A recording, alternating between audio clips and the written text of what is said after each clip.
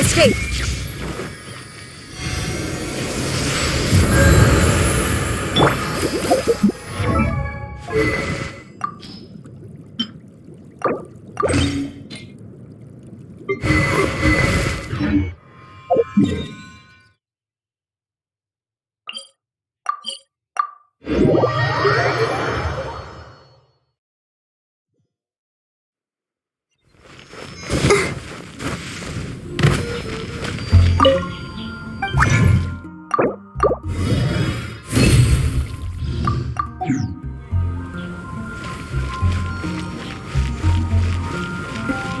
Go, Barbara, go!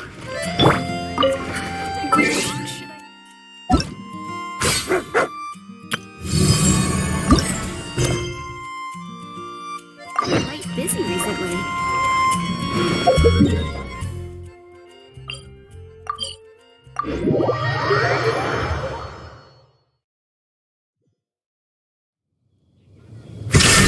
Let's dance!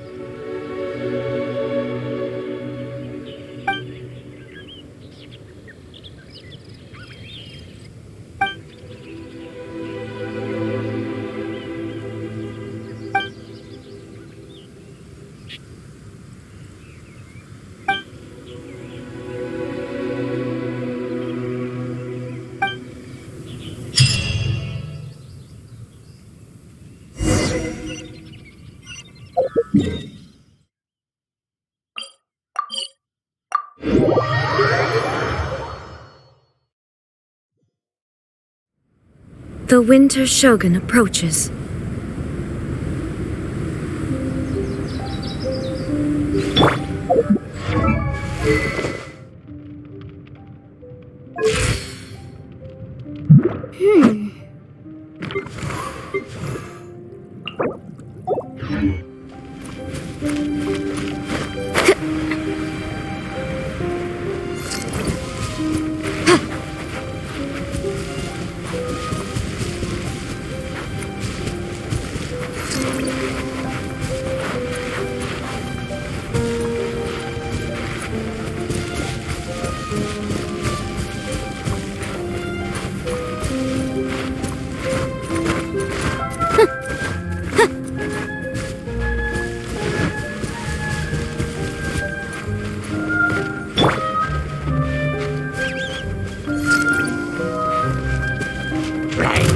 Illusion shut! I'll protect us!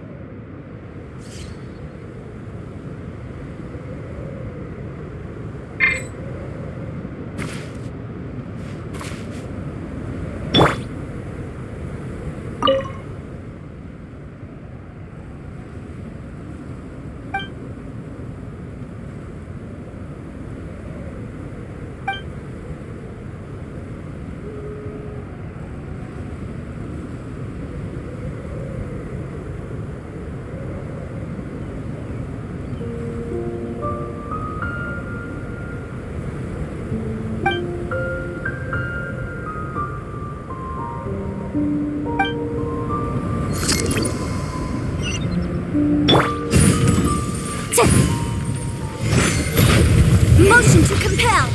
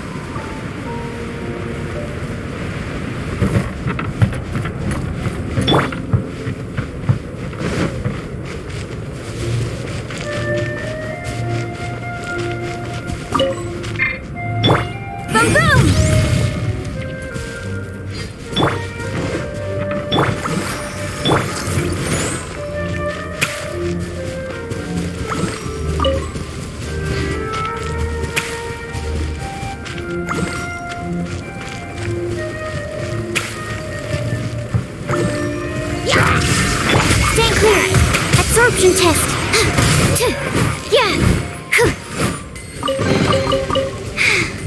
If only I stumbled upon lab supplies as often.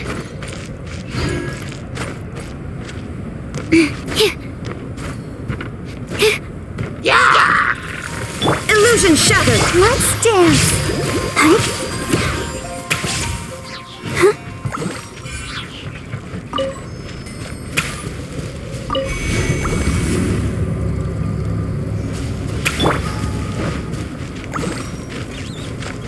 There is no escape.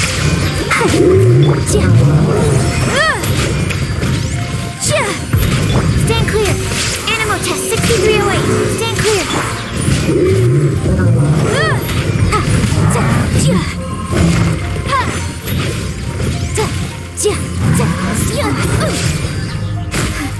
Am I? Shine down. Let the show begin. Come on, we can do it.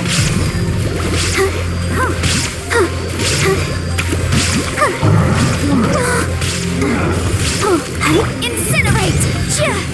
Absorption test.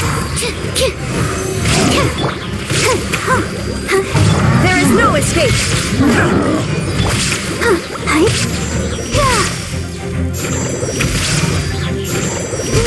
I'll protect us.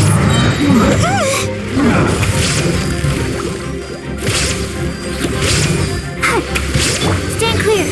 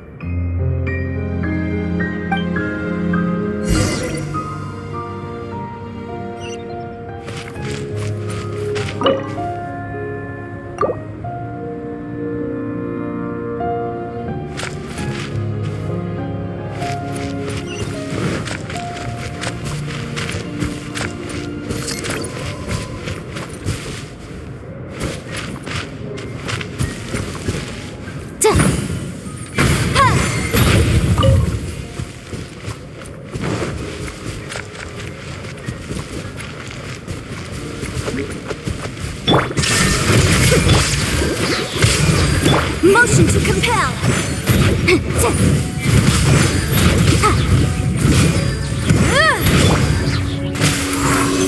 Absorption test. Let the show begin.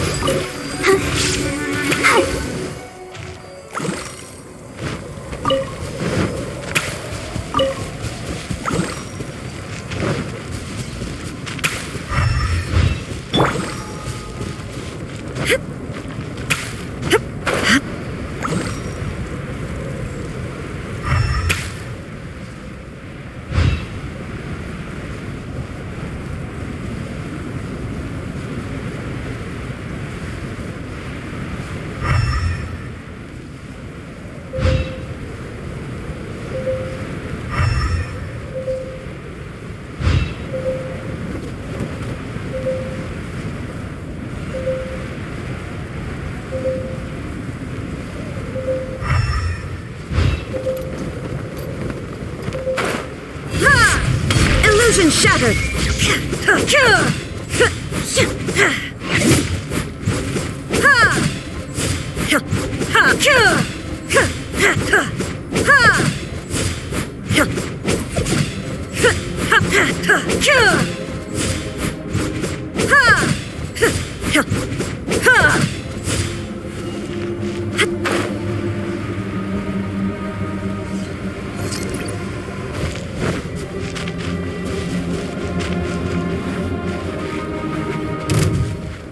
I'll put you on. Have a load of this. Let's end this. There is no escape! Let's dance. Swirl, Mark 2. Animal test 6308. Stand clear. Absorption test. I must collect myself. Animal test 6308.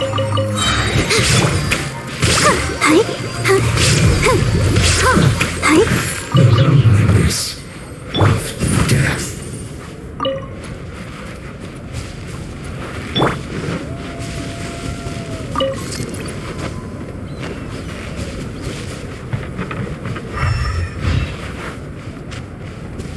Illusion Let the show begin.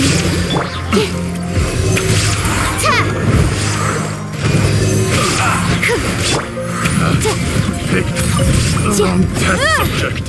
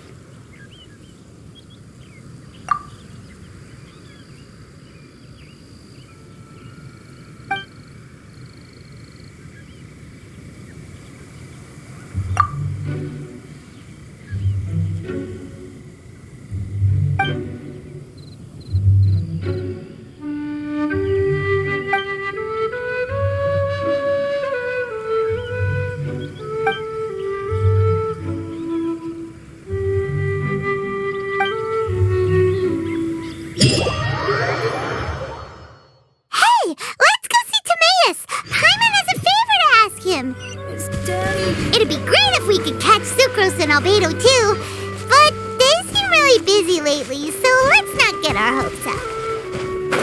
Anyway, let's go see!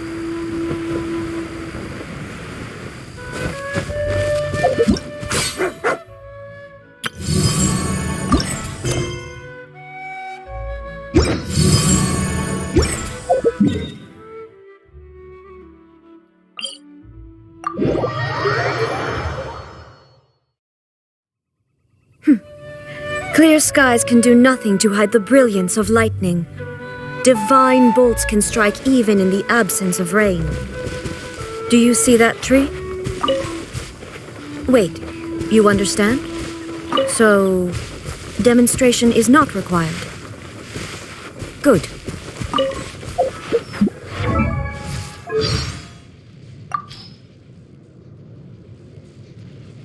Oh, don't listen to the Shogun.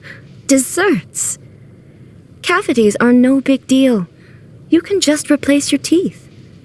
Anyway, I just don't see how desserts can pose a serious obstacle to my pursuit of eternity. Foolish question. There are only two kinds of foods. Those that must be consumed to nourish the body, and those that harm it.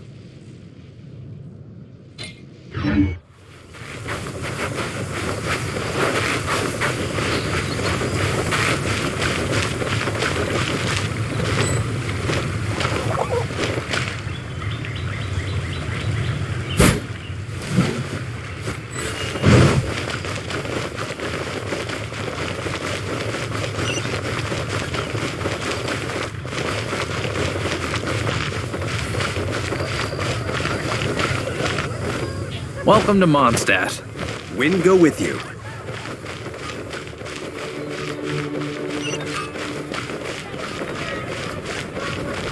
Ad Astra Abyssosk.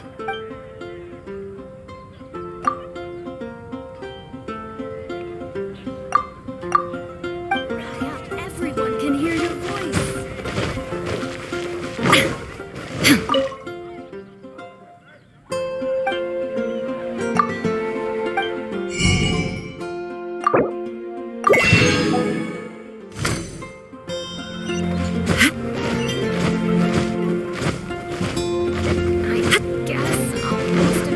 At the Adventurers Guild.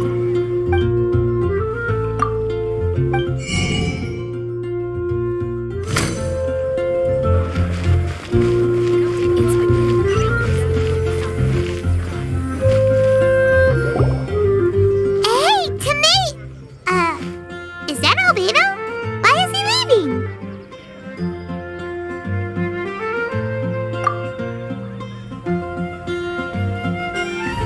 Hey, it's the Traveler and Paimon. Hello, you two.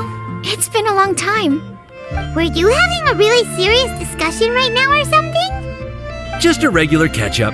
We meet here once in a while to go through any recent developments in our research projects. So we just missed him. Maybe we should have hollered to him. He didn't look in the best of moods just now, though. Was he upset about something? If so, he probably wouldn't have been in the mood to help out anyway. Upset? You mean Albedo? Yeah, he wasn't looking his usual self. Upset? Uh-oh. I wonder if... What are you looking at me for? I wonder if Timaeus' research topic is so boring that Albedo finally snapped. Surely not. It's not that boring, is it? Nah. Anyway, Paimon wanted to ask you for a favor, Timaeus. A favor? Well, sure. How can I help? Well, Paimon found a bunch of super-duper sweet Sincerias in the mountains the other day. But if Paimon eats them all, then they'll all be gone, so Paimon isn't ready to finish them all yet. Paimon was thinking maybe you could make a device that you put fruits in and it turns them into juice. That way, they'll be preserved for as long as Paimon needs. Oh, yeah, I'm afraid that sort of thing is a little... Huh? Seems pretty straightforward to Paimon. Can't you do it? Paimon, I I'm afraid you've entered into the realm of the weird and wonderful with this one. Okay. So how about you, Sucrose? Any idea? I'm sorry. It doesn't sound like it falls within my area of expertise. I could give it a try if you really want, but I'd probably just end up giving all your precious fruits arms and legs. Whoa, your tone is so calm, but your words are so terrifying. You'd think I'd be used to this by now. Well, as you know, my focus is on bioalchemy. Besides, keeping things fresh forever is just not possible. If you just wanted to modify certain properties of the fruit or their seeds, on the other hand, I'd easily be able to help with that. Alchemists usually focus in on their own research areas. Take us, for example. Timaeus, Albedo, and I all have very different research foci. Paimon, your idea is very imaginative, but it's beyond Timaeus' and my ability. I don't think even Albedo can make such an incredible device. After all, alchemy is not mechanics. There is a big difference between the two. Huh? Well, excuse Paimon for overestimating the power of alchemy. In fact, before Albedo showed up, everyone in Mondstadt thought alchemy was useless. Of course, we know better now. But even then, I have to admit, alchemy is only one of the many wondrous arts in the world. It's certainly not some kind of all-powerful magic that can simply take a substance and preserve it indefinitely. Sorry. That wasn't meant as a criticism against you personally. Paimon just wanted some fruit juice. What's wrong with that? Oh, of course, these are just Timaeus' and my subjective opinions on the matter. If you're really intent on pursuing this wondrous device, you can try your luck asking Albedo. But I wouldn't get your hopes up. If he has no idea how to make one either, you'll have to give up on the idea. He doesn't seem to be in a good mood today, though. What if he ignores us? He won't. Albedo is not that kind of person.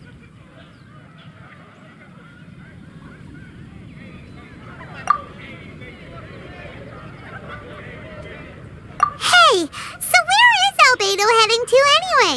Dragonspine? Unless he specifically says otherwise, Dragonspine is where he usually goes. He seems particularly fond of that place. And somehow, the cold doesn't seem to bother him at all. Then let's go to Dragonspine to find him. Come on, there's no time to lose.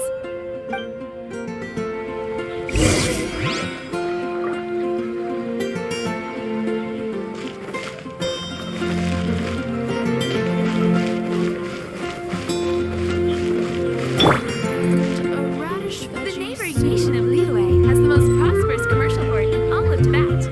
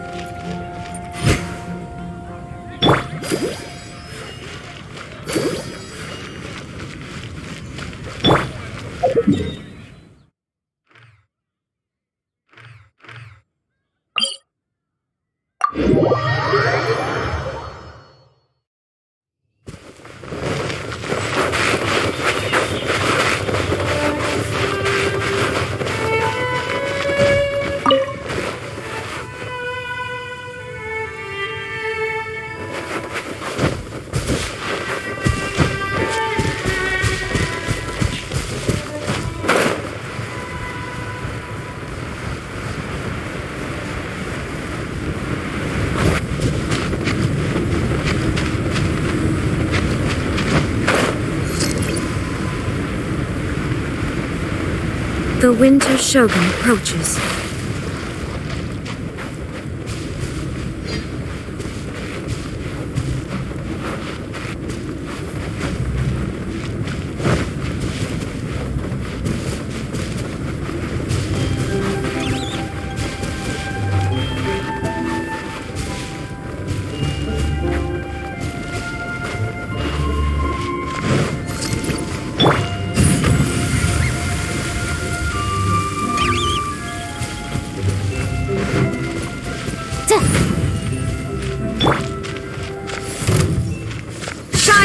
Let's dance! Incinerate! Absorption test. Animal test 63. Motion to compel.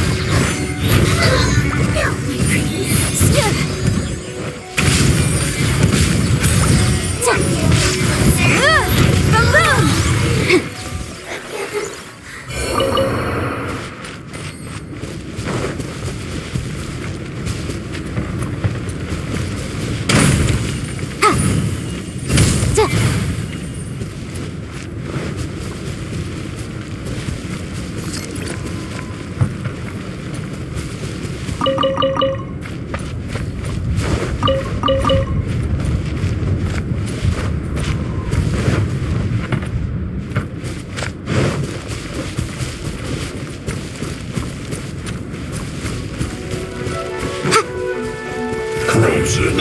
Illusion shattered! Let the show begin.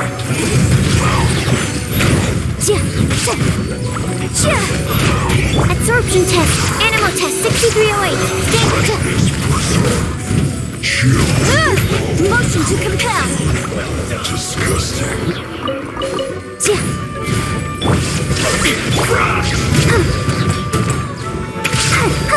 You need to hurry up. I'll protect us.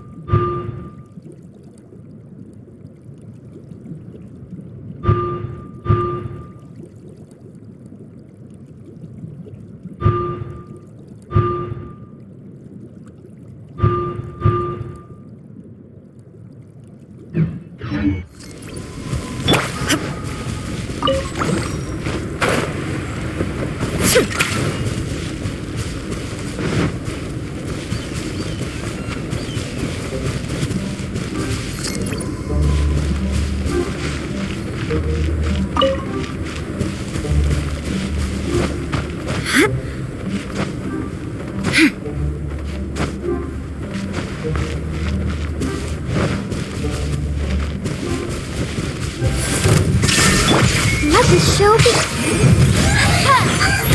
Absorption test. Stand clear.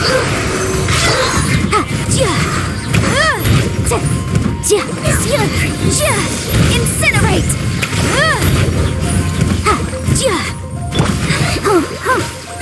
There is no escape!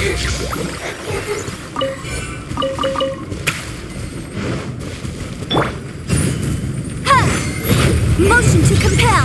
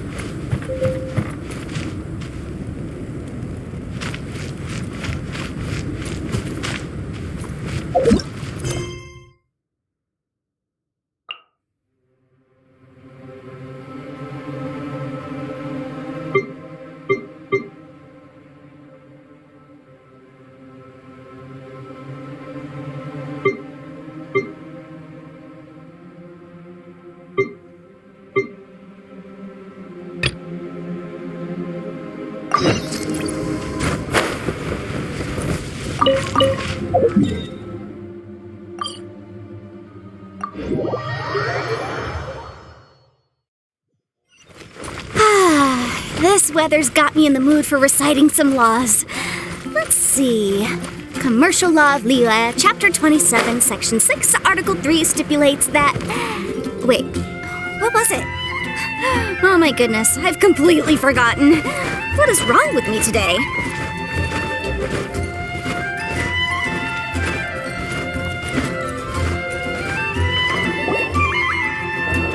The thing about wine is, you have to drink it at the tavern or you miss out on half the fun. Seems to me you'd find some way of keeping yourself amused even if you drank alone. If I didn't know any better, I would say you're being deliberately uncivil. Just drink responsibly on my premises, okay? Oh, and if I did have one too many, what then? You'd throw me out along with the trash, is that it? Throw you out? You know, the same way you threw out Father's legacy. You sold off his mansion, or maybe you've forgotten. I see no reason to cling to things that have outlived their purpose. Is that so? Then I trust you were most swift indeed to part with a certain vase? Sorry, I have no recollection. That's odd. Master Diluc, I'm sure I saw such a vase in your home. A beautiful one, unmistakable in fact.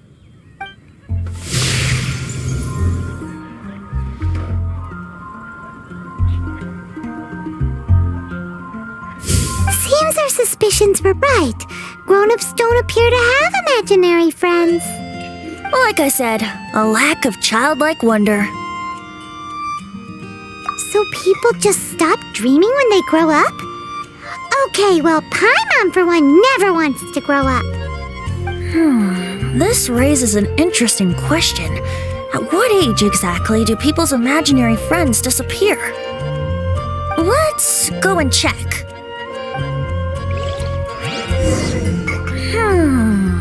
How about Ellen? Someone of her age surely must have some imagination left, don't you think?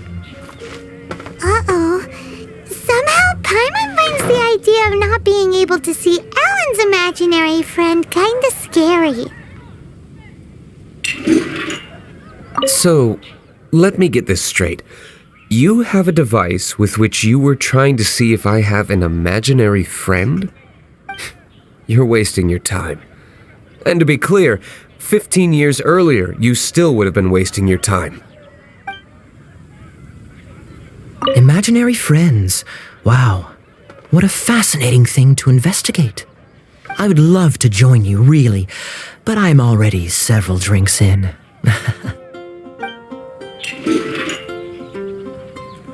One more, please. I'm feeling better already.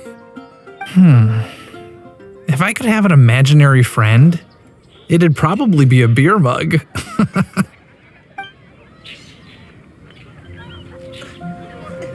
Me? No. I don't imagine any friends. Too busy imagining epic adventures.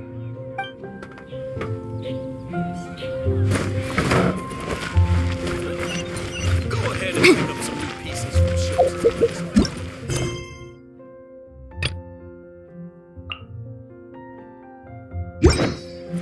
Not even one spicy dish.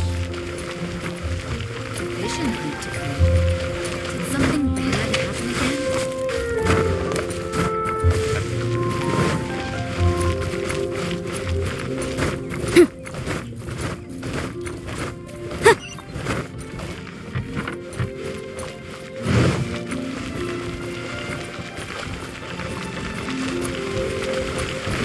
I can do this. I know it. So...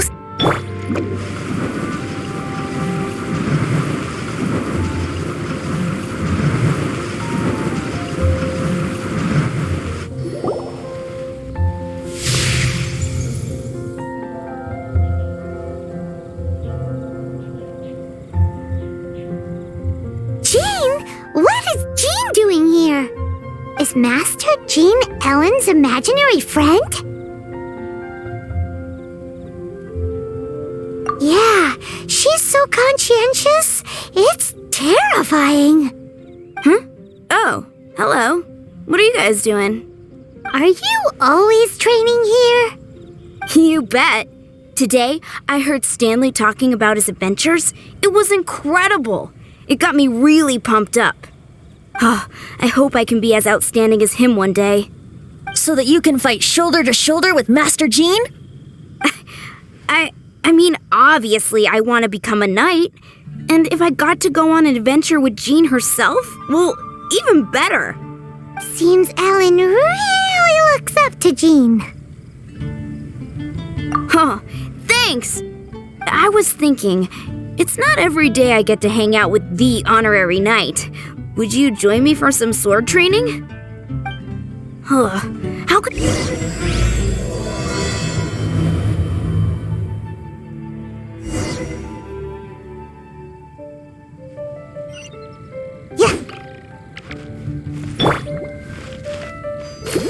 Let's dance.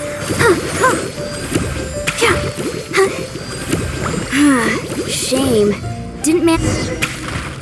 Huh, so that's how to do it. I'm impressed.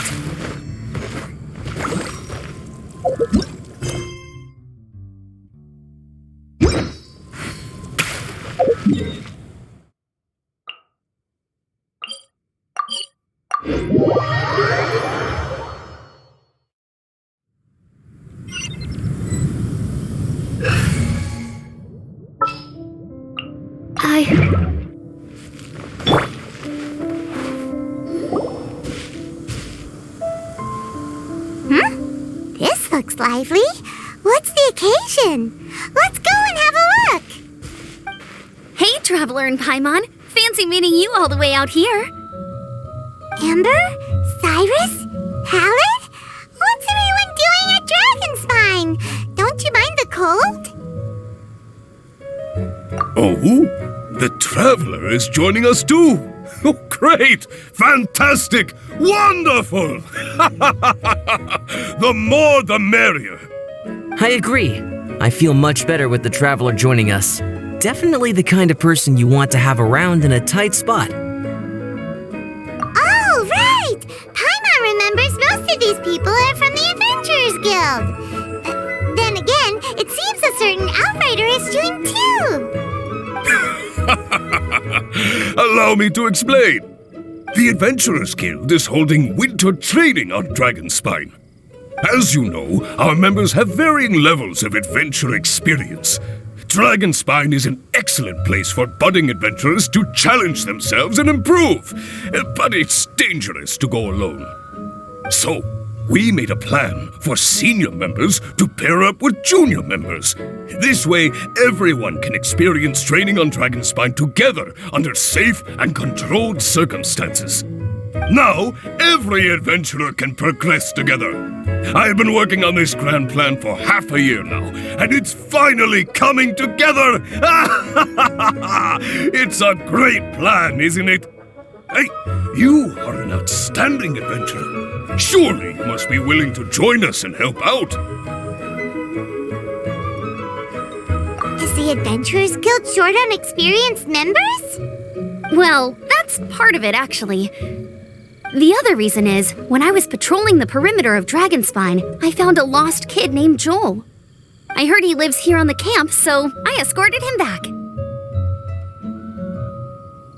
I know, Joel's father went missing. I totally sympathize with how much Joel misses his family.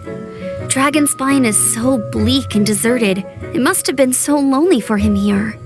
Aw, Amber! Anyway, I wanted to do something to cheer Joel up, so I said I'd build a snowman with him. It's something he enjoys doing. It also gives me a chance to stay here for a while and help Cyrus out.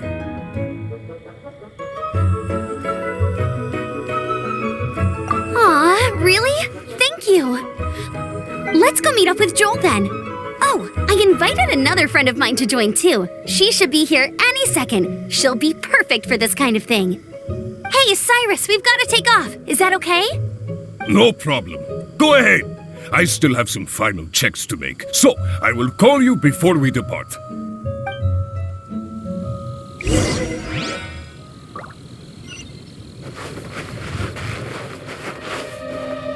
Yes. It feels like every time I try to drum up some enthusiasm for my idea, nobody wants to know. But whenever the young lass starts talking, everyone rallies behind her. What am I doing wrong? Hey, don't talk that way, Cyrus. You're the branch master. You're awesome. Have you done anything apart from resting all day? Come on! Are your supplies ready? Have you done your warm-up exercises? If not, then get to it, lad! Oh, yeah, sure. It's trickier than I thought. I thought we had some help here.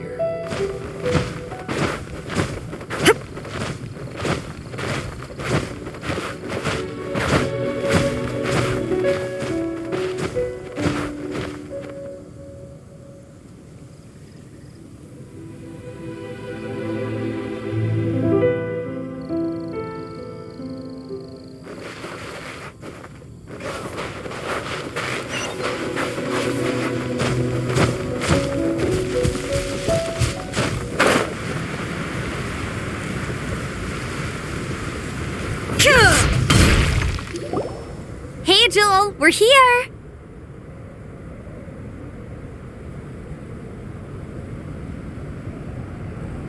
Hi, everyone.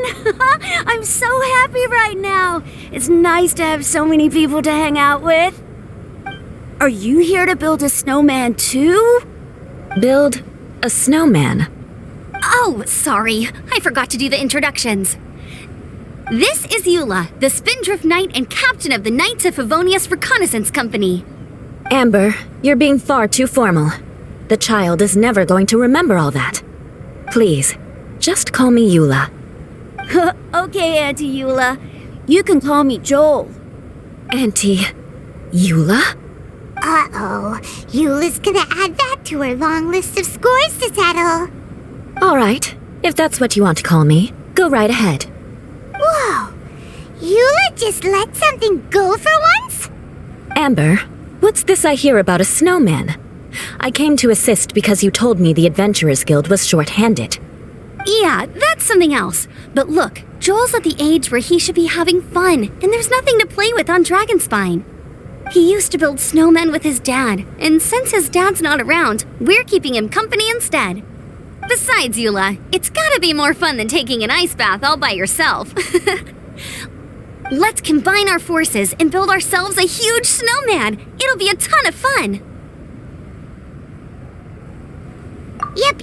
Count Paimon in too. Paimon wants to build a snowman. Auntie Eula, are you too busy to join in? If so, it's okay. I understand. No, nothing like that. My mind was on something else, that's all. Building a snowman with Joel, are we? Sounds wonderful. I'd be delighted to join you.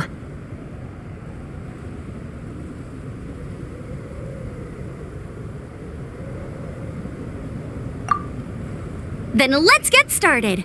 First, we need to split up into teams to gather some supplies. Joel and I will be on one team. You and Eula can be on the other team. Hey, Joel, see that huge tree over there? Wanna race me there?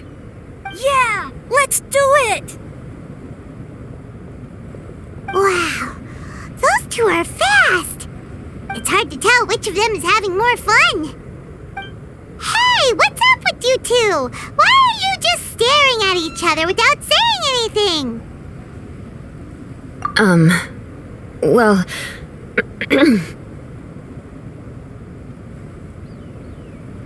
Joel probably hasn't spent much of his life in the city.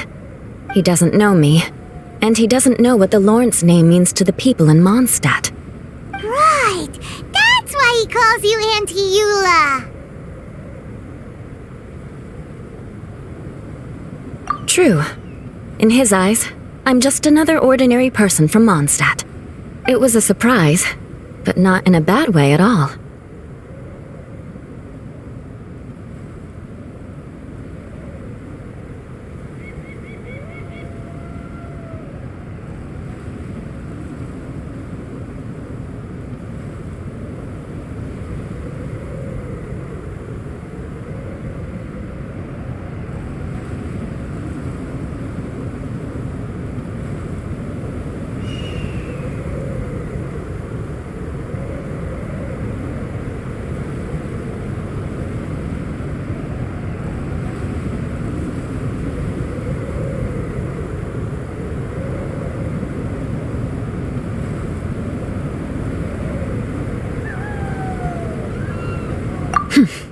How very perceptive of you. Were you staring at me the whole time when everyone was talking? You shan't be getting off lightly for that. The truth is, I'm a little concerned that I might be quite inept at building snowmen. I have never built a snowman before. My upbringing was very strict, so I never had the chance when I was a child. And after I grew up, of course, it's not the sort of thing I would spend my time doing. Oh no! Paimon's starting to feel sorry for Eula. You sound confident. All right then. Enough small talk for now. I see we have a member of the Adventurers Guild joining us. Greetings! We have a slight problem here. We've done a head count, and it turns out that we have an odd number of participants. In other words, we still have one instructor slot left to fill. How it happened was, we originally asked Fischl to be an instructor, but she was busy with something outside of Mondstadt during this period. So, we found another adventurer to fill in for her, but they still haven't shown up yet. Thank goodness you are here. Oh, hello. My name is Gerald. I'm a new adventurer. In that case... Fine. But for that, you will pay. Huh? Pay for what?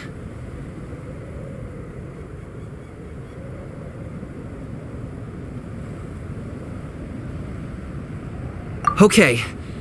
I got it. I'm ready and willing to learn. Good, good. Then everything is settled. Thank you for your help, Eula. If anybody else signs up later, I may have to ask for your help as well. Why did you give the spot to Eula? Oh, okay. You're so nice. Paimon noticed Eula smiled just now. It must have meant a lot to her. To be honest, Eula really is the best candidate for an instructor. Most people would find it hard to cope on the mountain because of the sheer cold, but not her! Oh, now Paimon gets it. This must be the whole reason why Amber got Eula involved in the first place.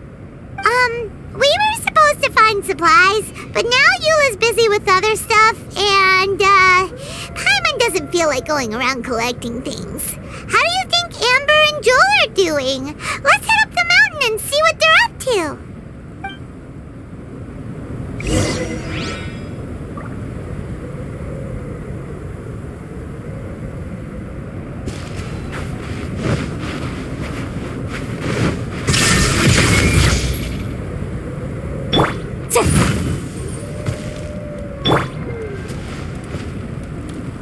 Oh, snowflakes. Look at them dance.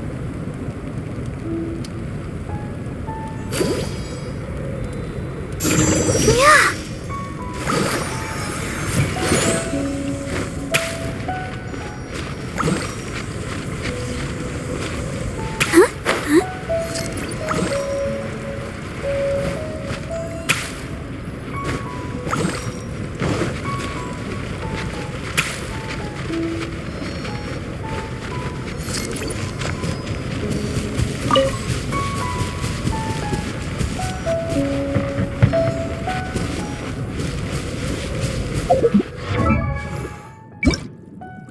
I wonder when I'll...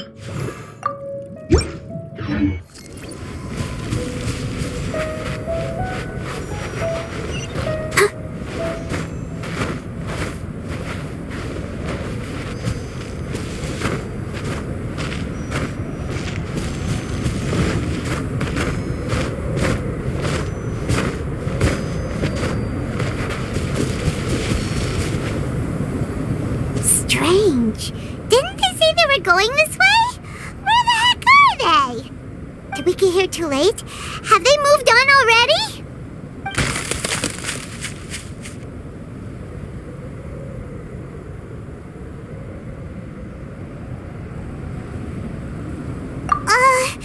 Could they be in danger?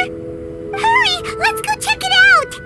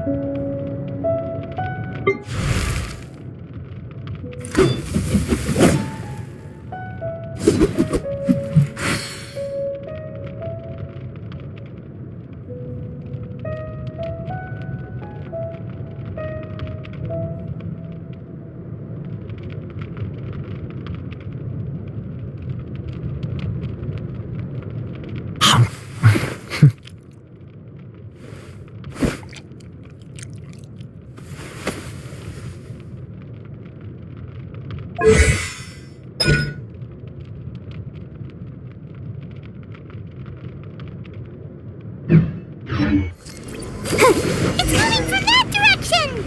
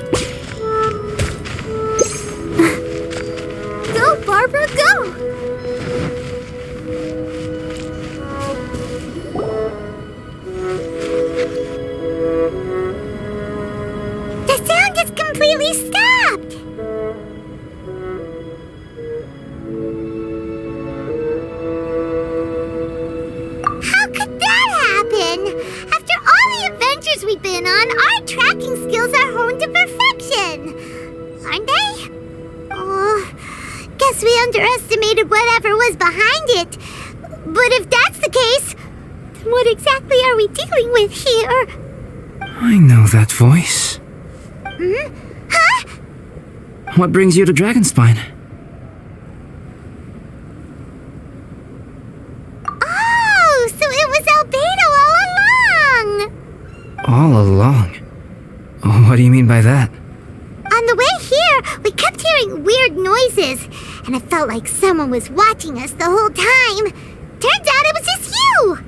Honestly, you really gave us the creeps. If you're bored up here, go find something useful to do. Don't go sneaking around scaring the poop out of people! The things you felt and heard could easily be attributed to animals, or bandits perhaps. You should be wary at all times in this environment.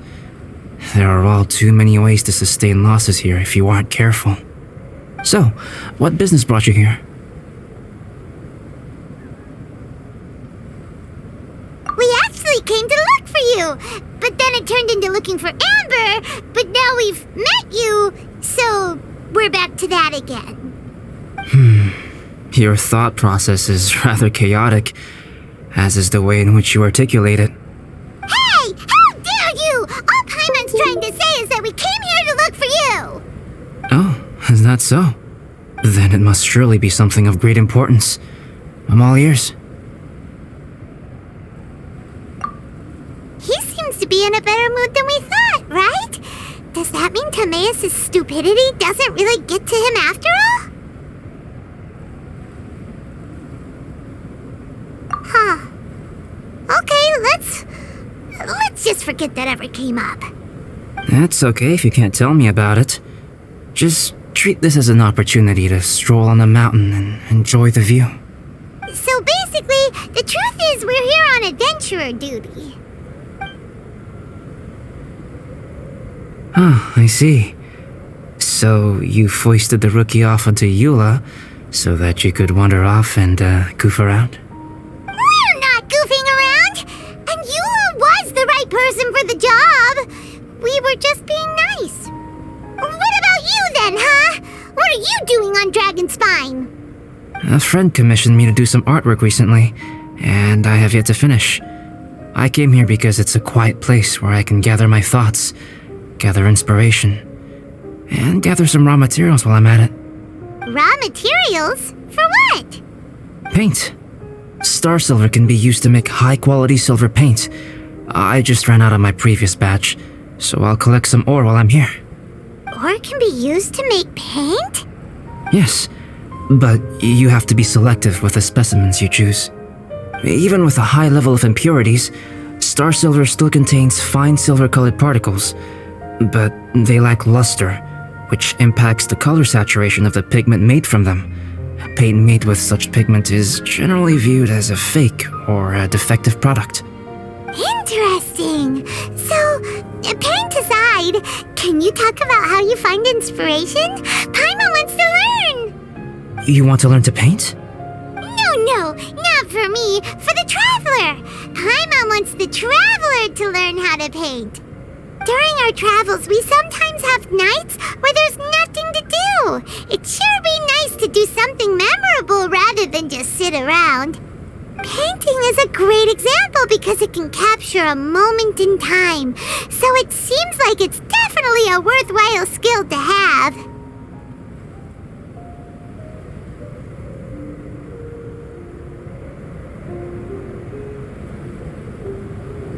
Yep, why not? Once you mastered it, you can paint Paimon. Not a bad idea. Well, since you two would like to learn more about painting, why don't you come with me to the campsite? I have painting materials there. You can practice while I give you some guidance. Sounds great!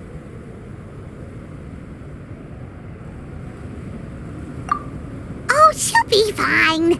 She is a Knight of Favonius after all. Let's just forget about all that stuff for now and go with Albedo. Come on, let's go! It's so cold out. Paimon wants to get to the camp and warm up by the fire.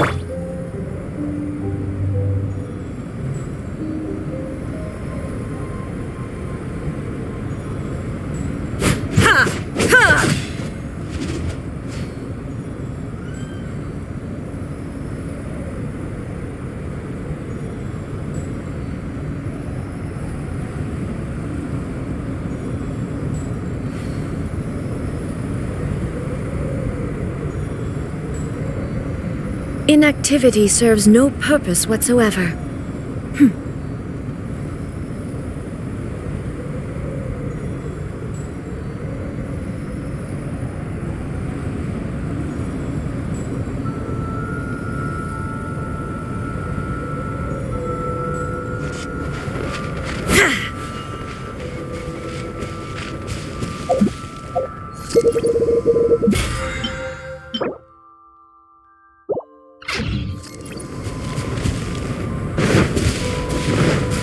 Illusion shattered!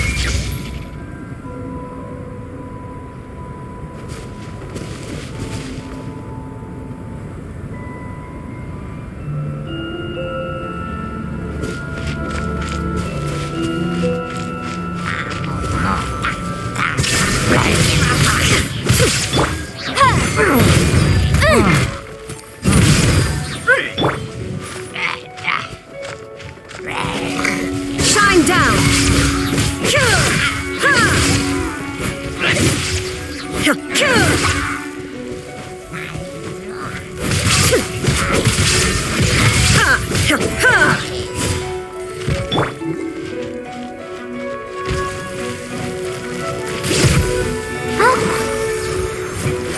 protect us.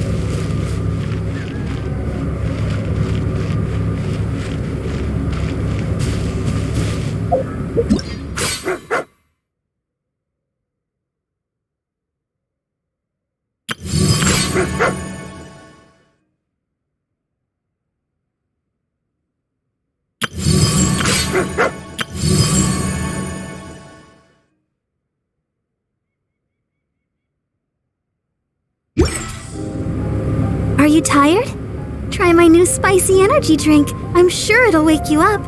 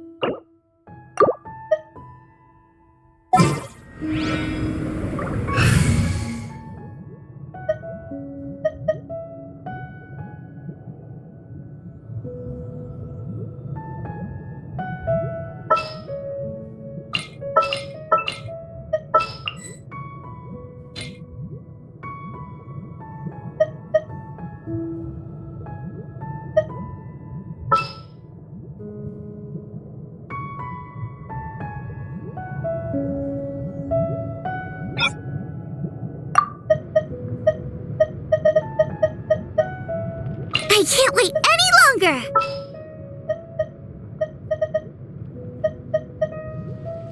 Come with me.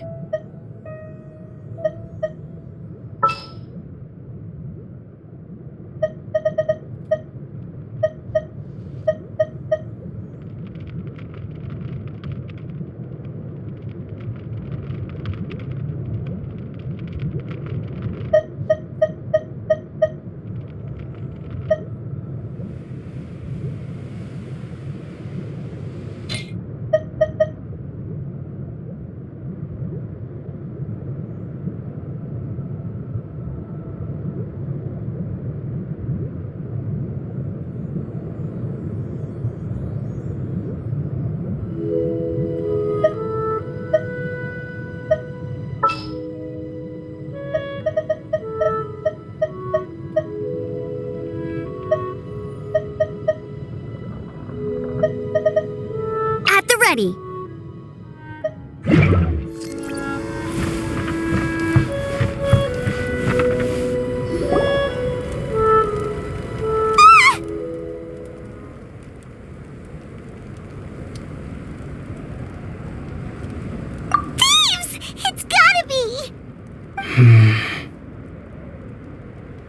Some things are missing.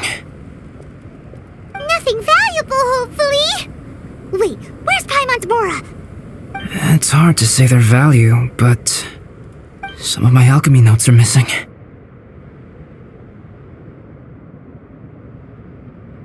Alchemy notes? Would they fetch a high price? To the uninitiated, they are merely scraps of paper. But for someone who knows what they're doing, the knowledge contained in those notes is more valuable than any treasure. So you're saying only someone who knows alchemy would have stolen them? But the only people who come to Dragonspine are adventurers, thieves, and monsters. What use would any of them have with your notes?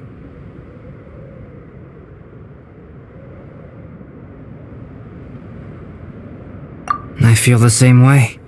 However, Hilichurl break-ins and other such incidents are not unheard of on Dragonspine. It's difficult to draw a conclusion based solely on the evidence at hand.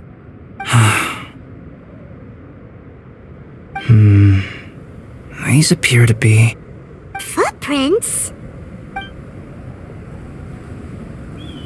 fresh ones. Meaning our thief can't have made it far. Let's chase him down! We can't let them get away! From the entrance, the footprints go that way. Oh, that thieving... thief!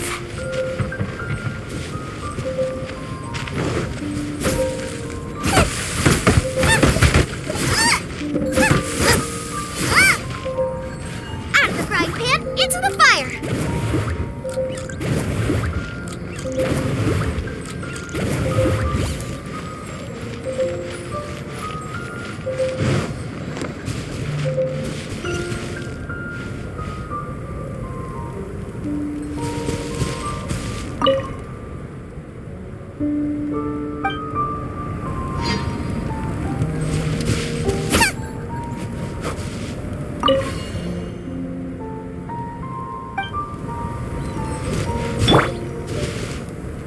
Rise!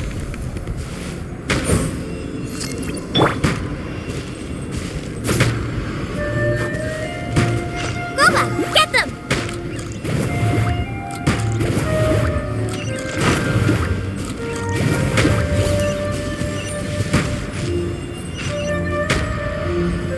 Nice and spicy!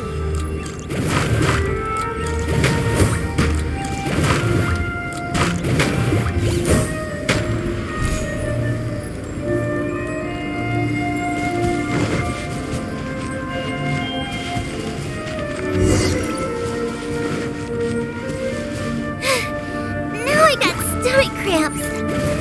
Out of the frying pan, into the fire.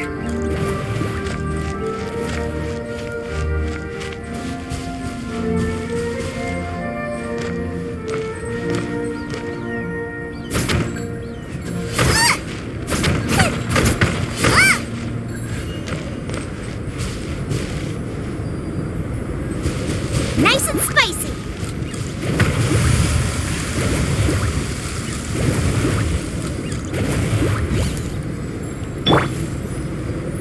The footprints lead up there.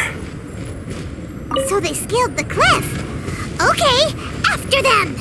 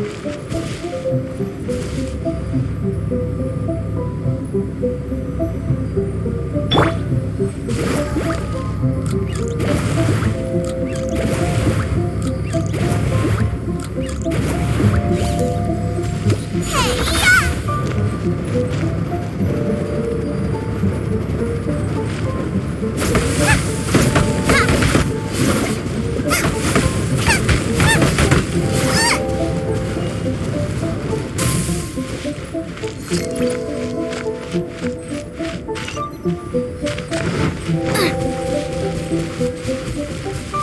on the snow are so hard to notice.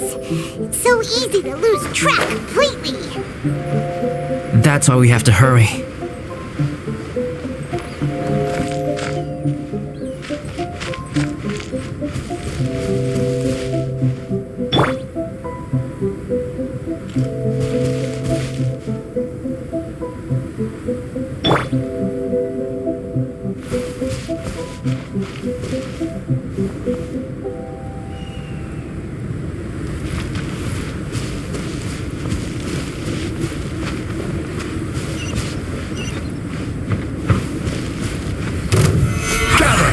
Well met. You can't run. Well,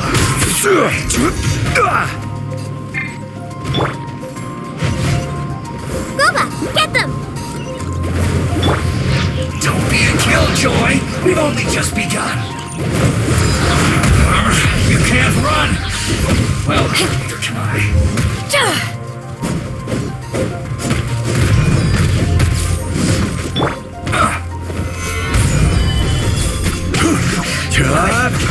Miscalculated.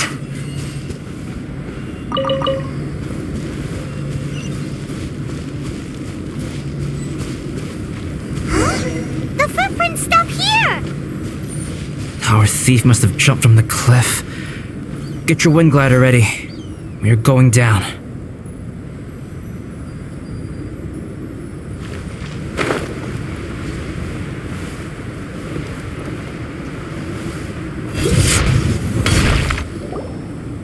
Here, more footprints. They're heading to the cavern! Ooh, we got you now! You sure can run, but you definitely can't hide! Let's go in! Wait, I have an idea. I'll go in alone. Traveler, please stay here and guard the entrance. This cavern has 2 points of entry, and there are shortcuts inside. Judging from the state of the footprints, he hasn't been in the— Cut him off at both ends. Good idea! Whoever apprehends the thief first has to notify the other party. This way we're fully covered. Still, safety comes first. We do not yet know the identity of our thief. Please take care. We'll be fine. Okay, see you shortly.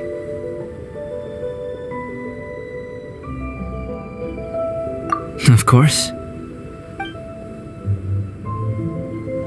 I wonder if Albedo found the thief.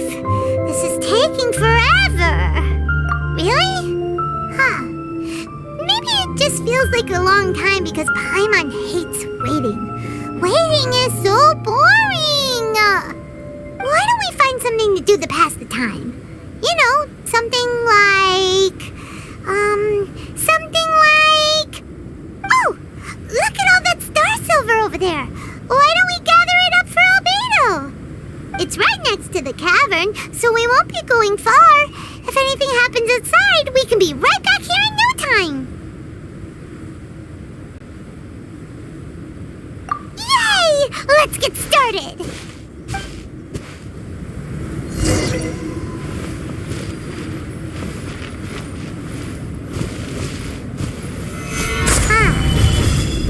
Looks kinda lackluster. Is that because of the impurities like Albedo was talking about?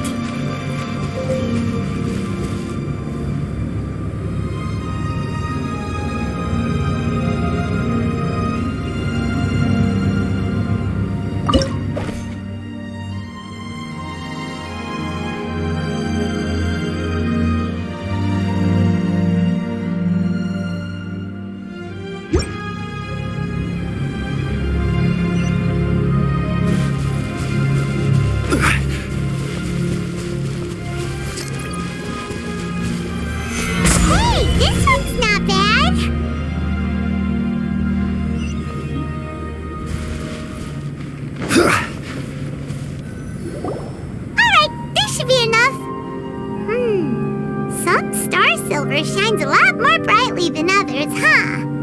Finally, you're back! Yes. Sorry, I was unable to catch him. He was faster than I'd imagined. Oh, so after all that, we still don't even know who the thief was? What a waste! Still, we won't be going back completely empty-handed.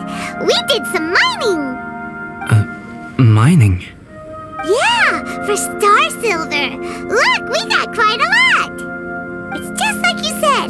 Some are really bright and shiny, and others just look like regular lumps of rock with a little shiny bit here or there.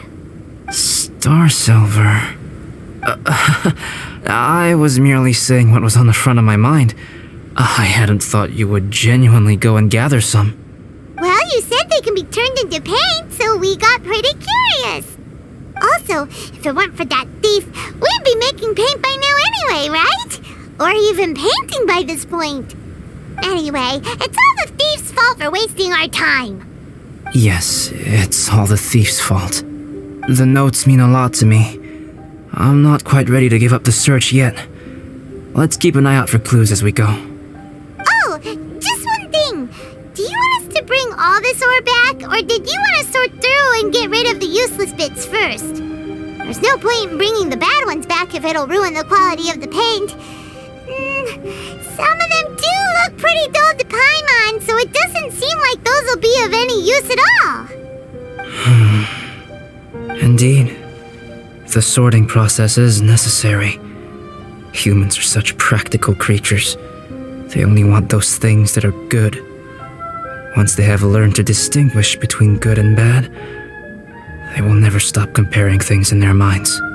Useless things should be disposed of at the outset. Right! Saves a lot of time that way. Efficiency first. So let's start by... Help! Help me! Wait! Did you guys hear that? Was that a cry for help?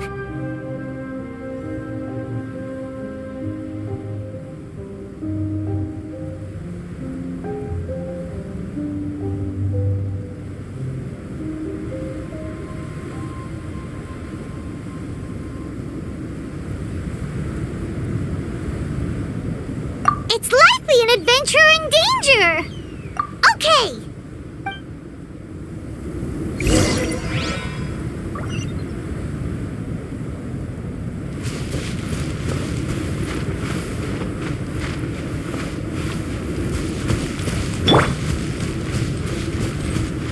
Nice and spicy!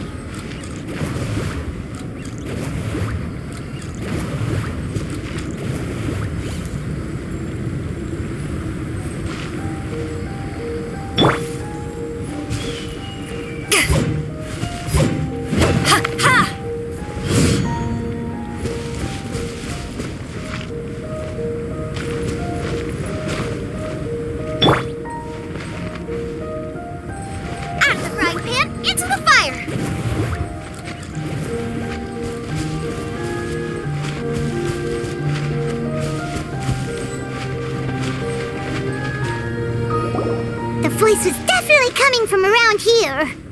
Is anybody there? Help me! No way! Is that... Is that the Traveler in Paimon? It's me, Bennett! Whoa! It's really him! Let's get him out! So sorry to trouble you guys again. The key should be someplace nearby. Please, help me find it. Booba, get them!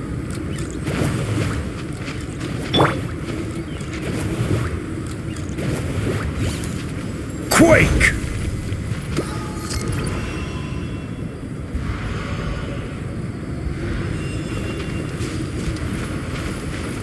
Wow, so much clutter! Oh, we're not gonna find the key here, surely!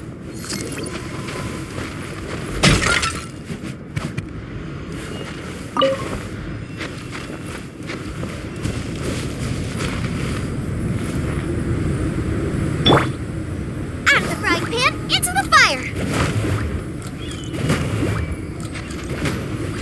Uh-oh, we got company! Send this quickly! Voltage is set!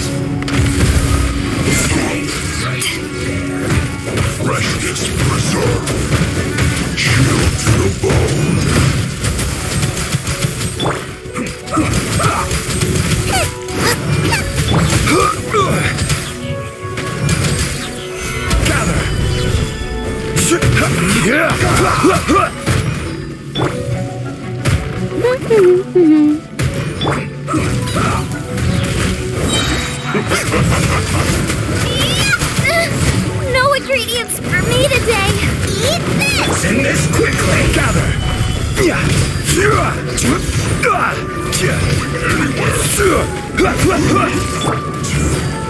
Boba, get them!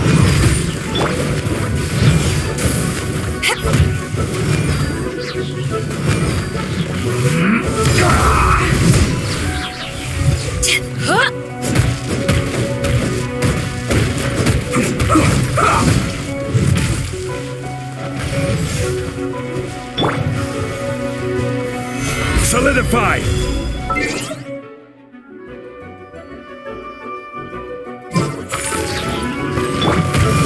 Take this!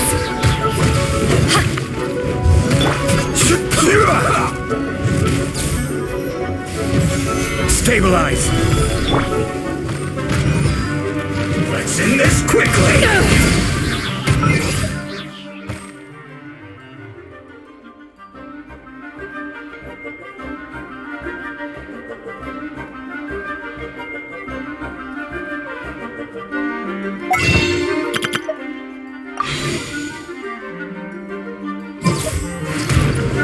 Let's not waste time.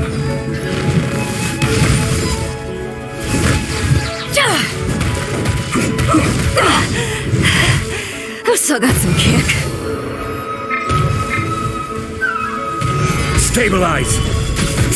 This is order! Oh, so they kept the key with them! Huh. We were searching around for nothing.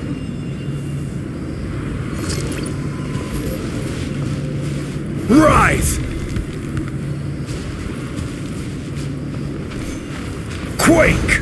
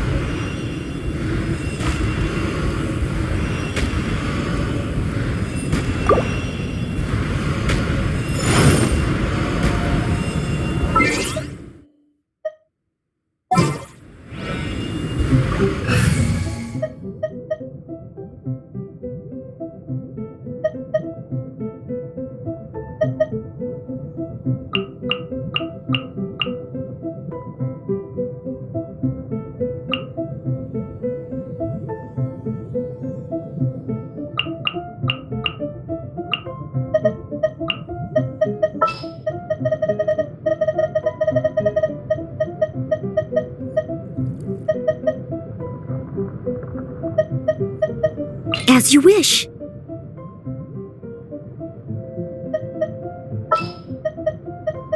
I can't wait any longer!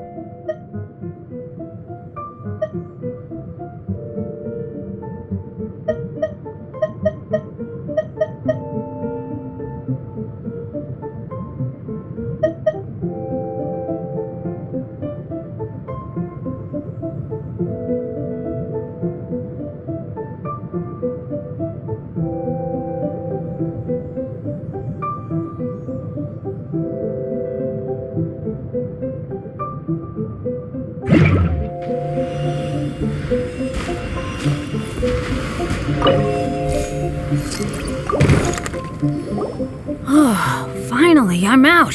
Thank you so much. If only there hadn't been rocks mixed in with the snow on the tree, it wouldn't have made me all dizzy when it fell down onto my head. And then I would have never walked into the F2P's trap. Bandit? In a cage? Never saw that coming. I won't bore you with the rest of the details. Just me being unlucky again.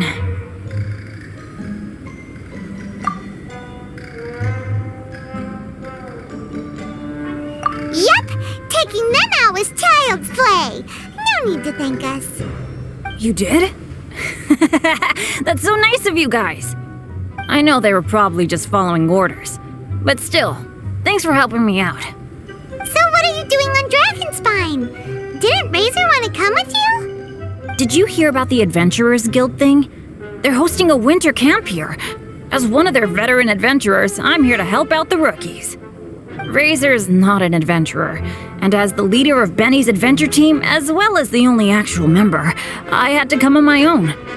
But now I've been stuck here for so long, I probably missed it. Oh, I hope Cyrus doesn't get mad at me.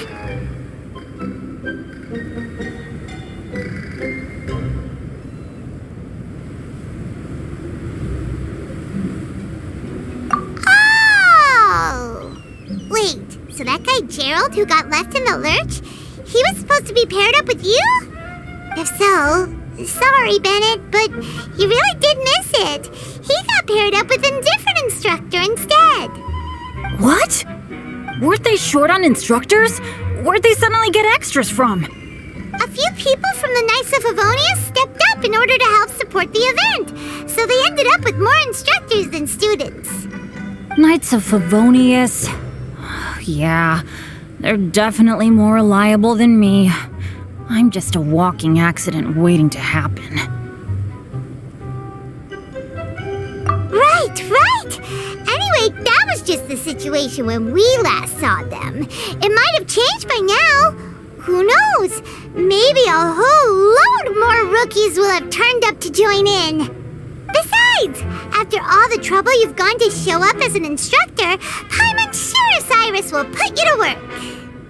Really? For sure. Hey, wait a second. Where'd Albedo go? Albedo? You mean the alchemist from the Knights of Favonius? He's one of the instructors too? No, he just happened to be on Dragonspine. We were just with him, but then we heard you calling for help. He must have left us at some point after that. Could he have gone back to keep looking for clues? Let's go back to the cavern and see if he's there.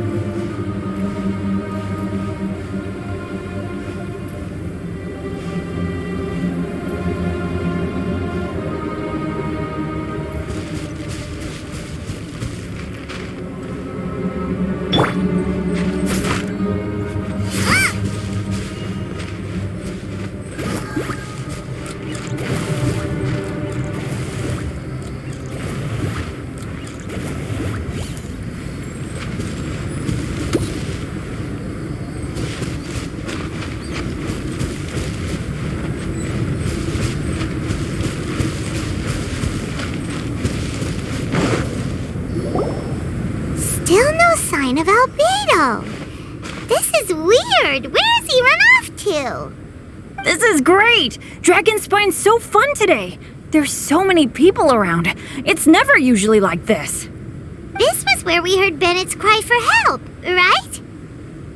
We heard his voice and went straight over to rescue him. Then we noticed Albedo was gone.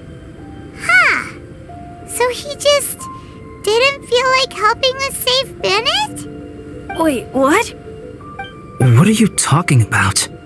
Oh, Albedo! Where the heck have you been? We've been looking for you! I should be the one to ask you that. Didn't I tell you to stay at the cavern entrance? Huh? I'm not really following who was waiting for who and who was looking for who, but first things first. I apologize, Albedo. I don't fully understand what's going on, but it seems like it's mostly my fault. No, Bennett, this is not because of you. You needn't blame yourself. Traveler, clear this up for me. What was the reason that you left the cavern entrance?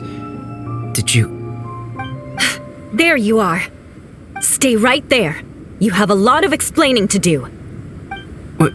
Me? Huh? You, huh? Aren't you supposed to be helping the new guy?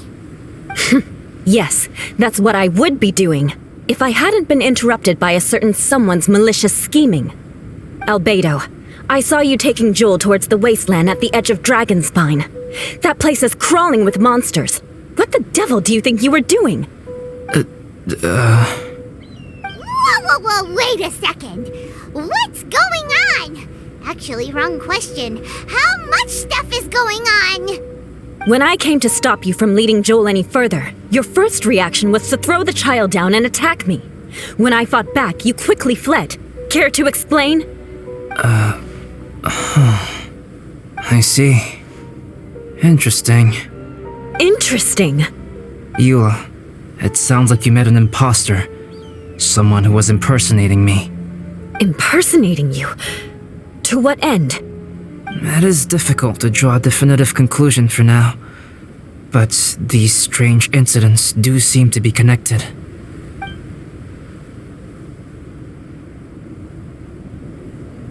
Your alchemy notes were stolen. Can the Traveler and Paimon testify that the three of you were together up until you entered the cavern? Yes, we can confirm that. As things stand, I don't have any reason to harm the child. Whoever you met is likely to be both the thief who stole my notes and also an imposter.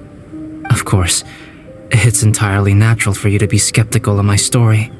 I was separated from the Traveler and Paimon for a significant duration while we were pursuing the thief. My word alone cannot serve as a definitive account of my actions and whereabouts during that period. But the Traveler and Paimon can at least testify that I was not the individual who tore up the campsite or stole my notes. Albedo, do you have any enemies?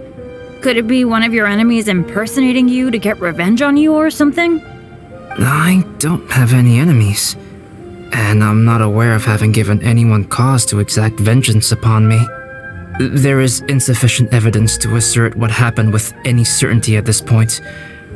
Given how serious the situation is, I intend to investigate it myself, even if you decide not to pursue it any further.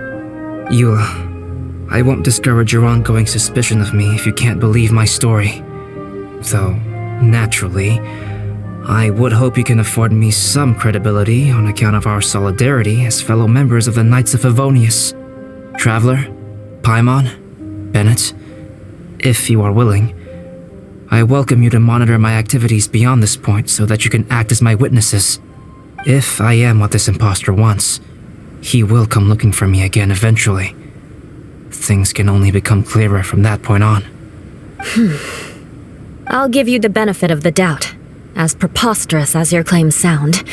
And I will choose to believe that an imposter went after Joel, and not you. I will keep Joel safe. If you need any support with the investigation, contact myself and Amber. You have my gratitude.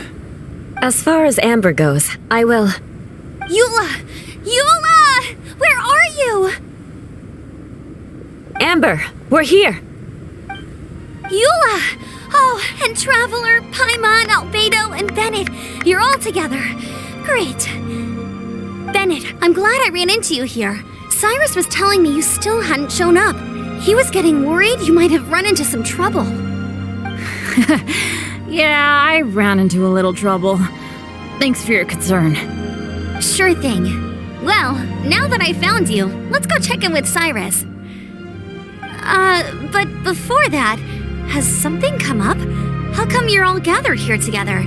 Need any help? Between us, there have been a few minor incidents, but nothing I haven't already dealt with. Yeah. It's my fault, really. All because of my bad luck. But everything is fine now. So, it's all set then? Great! Shall we head back down together? I did say I'd bring Bennett back if I saw him. Sure, I'm ready to go. Very well. Let's go. And then there were 3. Traveler, can we talk somewhere else? There's something I need to tell you. Let's go to my camp.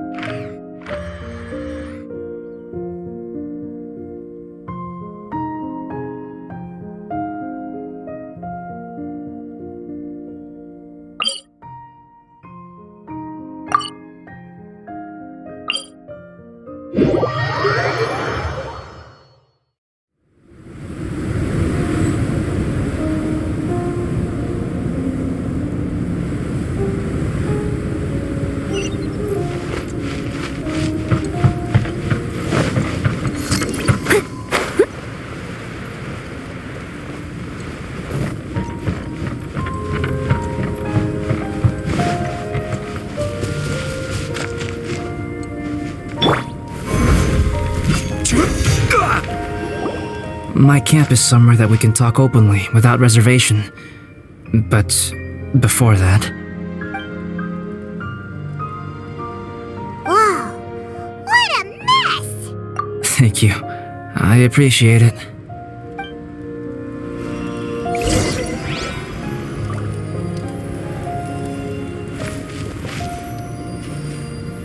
Crumble!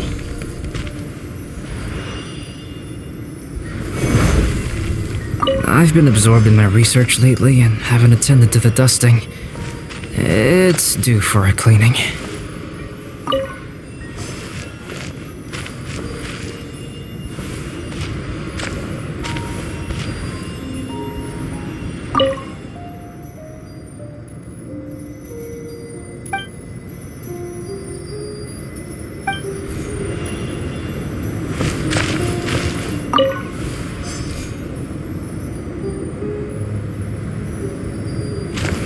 Quake! Rise!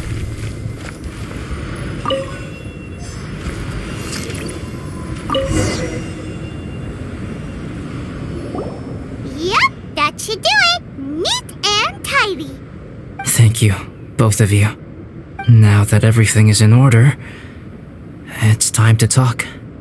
You look really serious right now. Is this about what happened earlier? I remember I once told you that you must have questions, and that I would answer them. I also said that, while I did not wish to deceive you, there were certain things I could not go into detail on.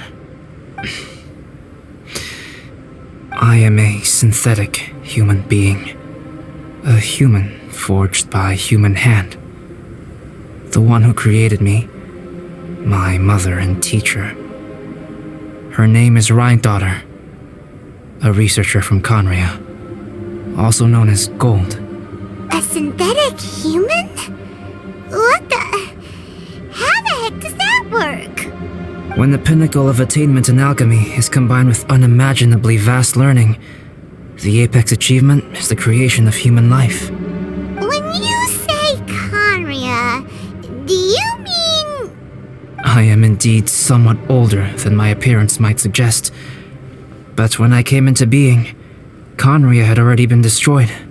I have no memories of it. My master raised me and taught me everything. Like her, I am a pure alchemist. I live for academic knowledge. Nationality and identity are not what ultimately define us. Traveler, what is your general feeling toward Dragonspine? You've visited numerous times now. Would you say it's a cold, eerie, and melancholy place? Rhindaughter created two miraculous beings. One is me, and the other is the venomous dragon, Durin, who died here. Durin? So that makes you guys... brothers? As sons of Rhindaughter, Durin and I are indeed inextricably linked to one another. The phenomenon of our creation defies definition within the scope of a typical human worldview.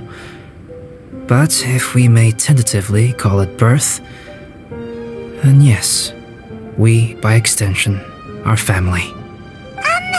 Speaking of Durin, Paimon remembers that his power was quite special. That's right. Because of this, whenever strange things happen on Dragonspine, it always makes me wonder. For instance, the feeling of being watched that you described, as well as the sounds you heard, and the one impersonating me that Eula met.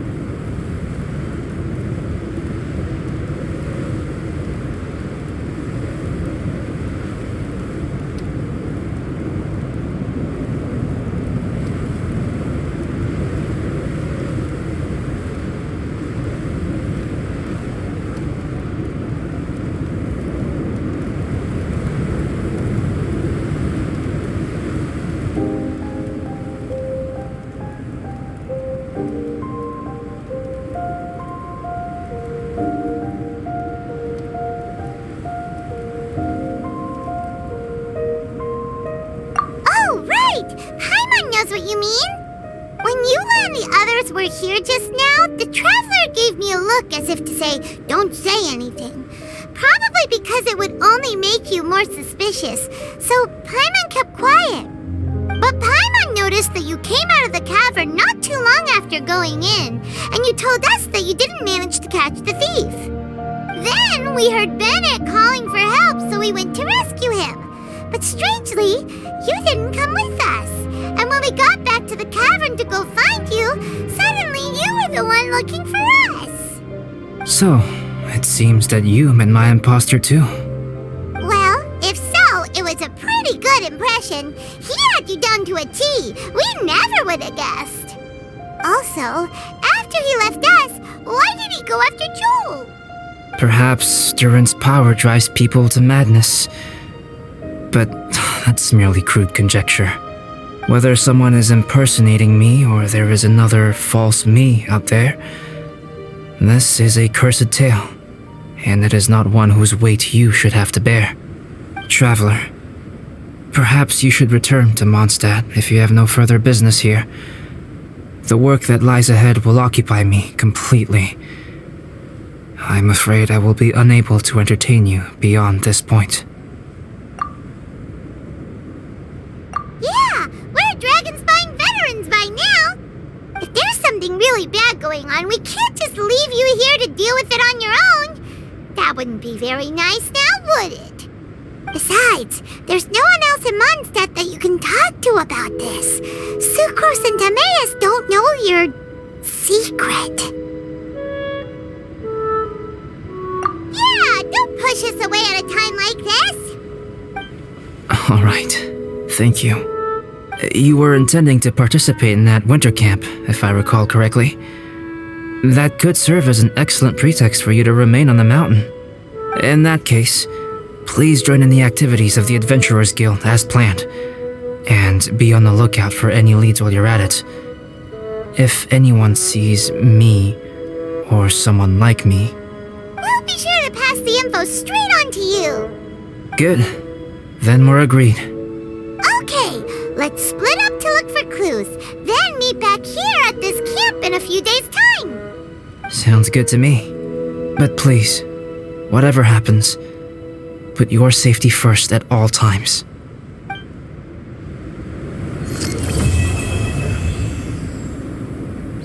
Time has come. Let's go meet Albedo.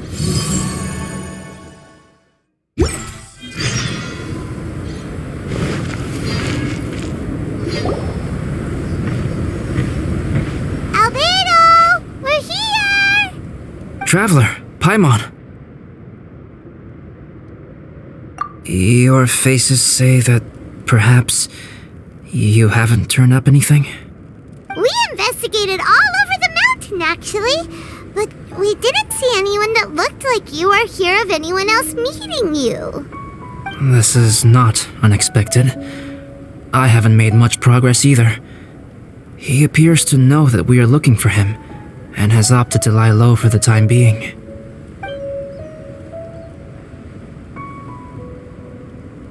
Still, there is one thing I found.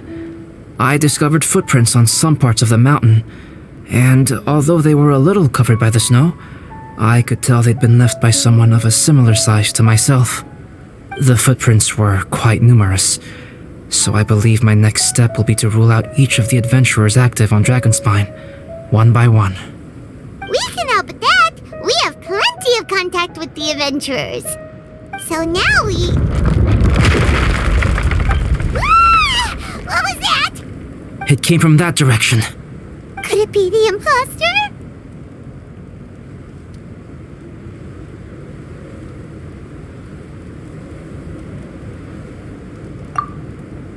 Yes, let's hurry!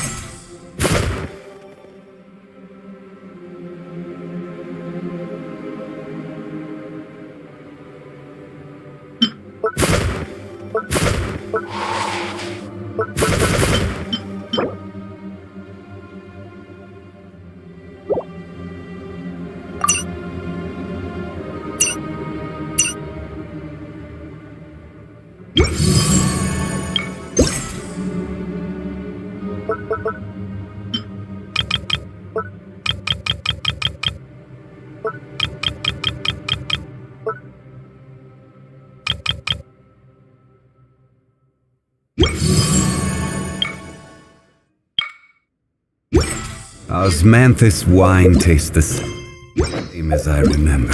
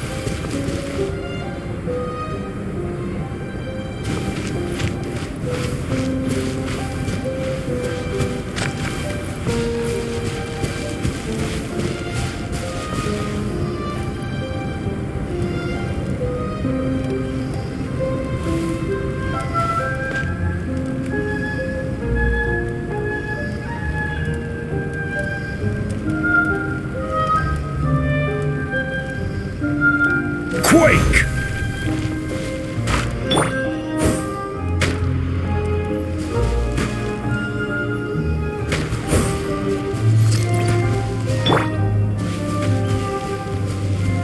Crumble! Solidify!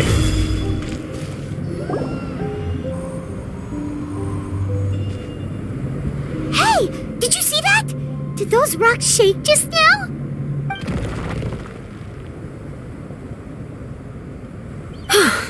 That was most unfortunate. What are you guys doing here?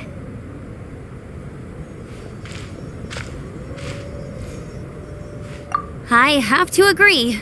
We've been wandering this area for days. We ran into Pallet earlier. You know, the, kind of a reckless sort of guy. You know the one? Anyway, he said he was unlucky, so I gave him some adventuring survival tips. After that, he disappeared to rejoin the training camp. Wait. Are you saying that after all this time you still haven't made it back to the base camp?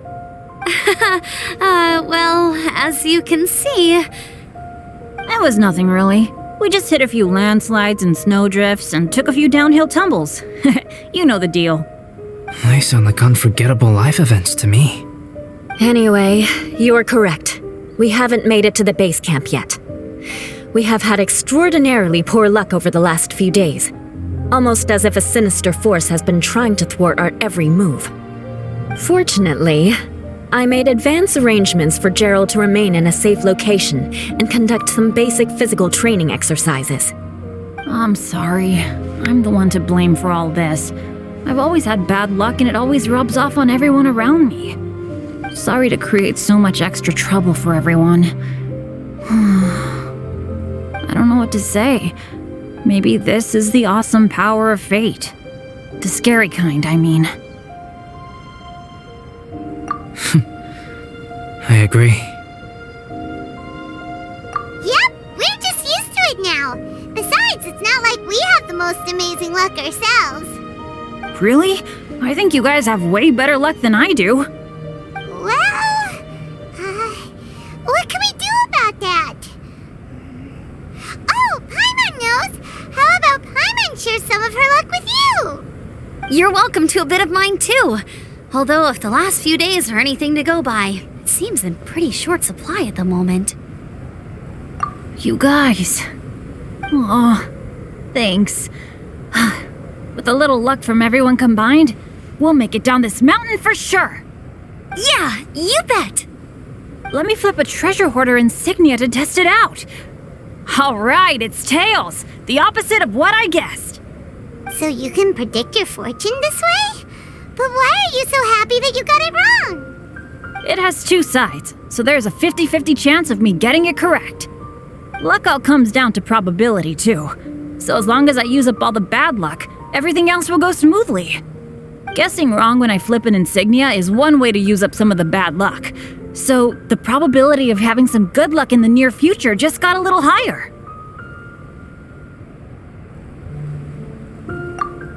Hey, he's making no sense at all. Why aren't you calling him out?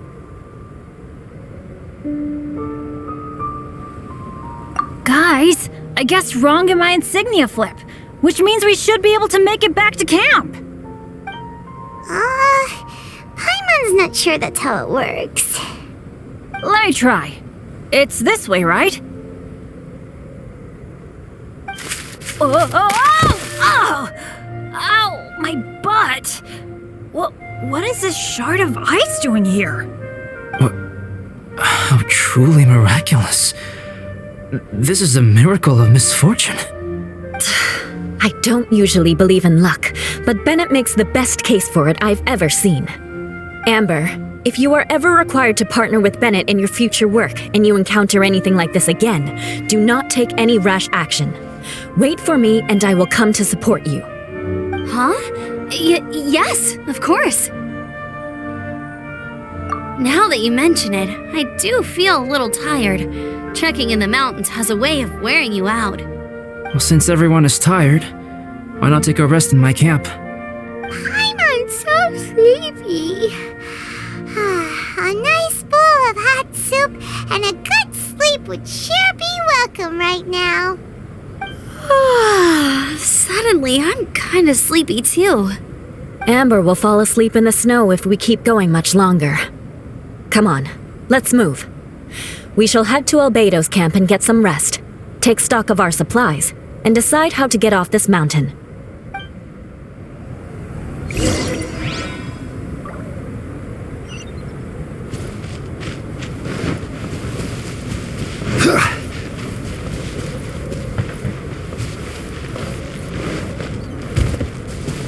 Quake! Crumble!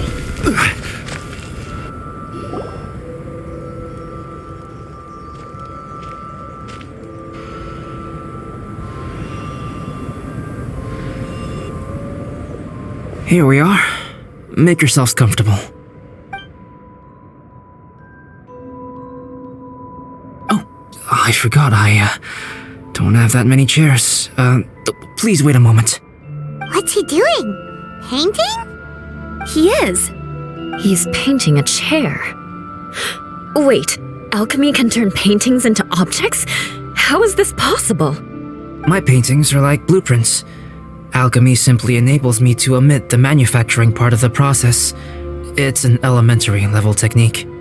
With enough research and experimentation, this same technique can even be used to create living beings. Whoa.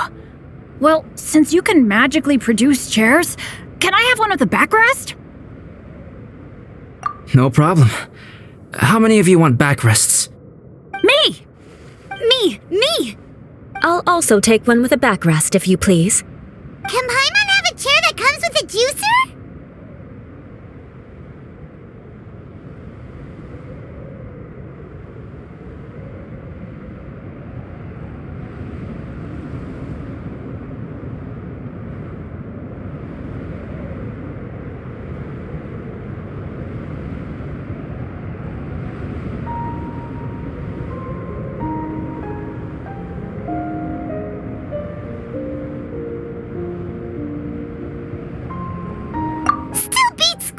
A stool with you.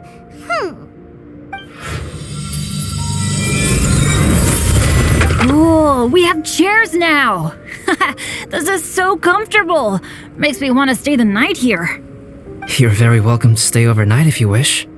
There's still some time before dinner. Get some rest, everyone. I'll tend the stove. Hey now, we can't be letting you do all the work. I can help. Please, put me to work.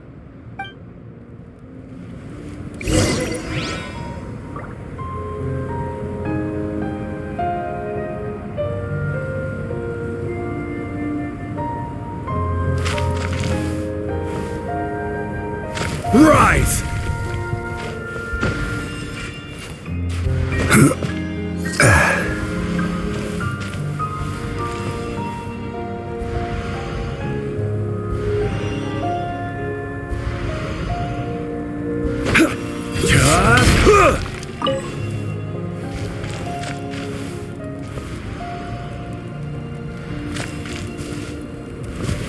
Crumble!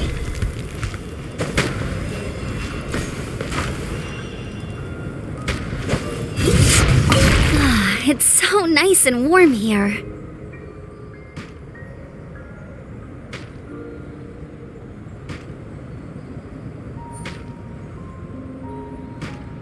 Joel's been doing pretty good. Having people to play with has put him in a good mood. I'll tell you what, though, he seems to have even more stamina than me.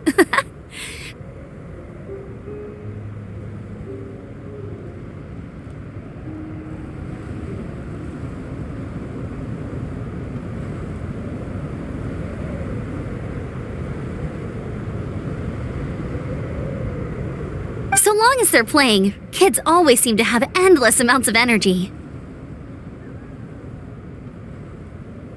It's more dangerous up here than I thought.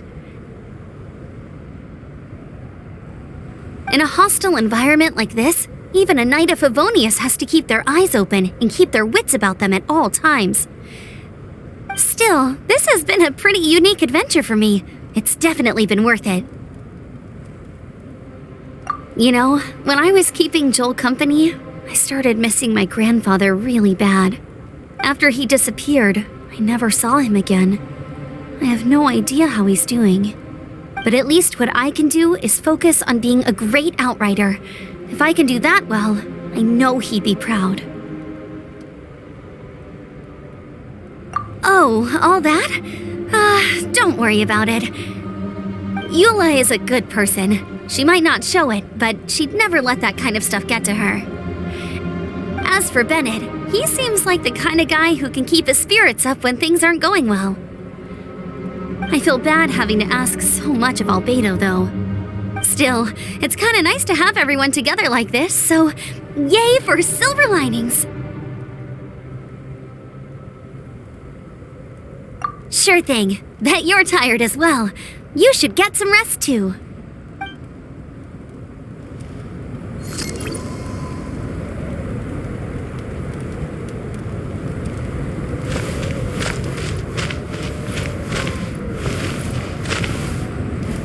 I wonder if there's anything I could do to help out.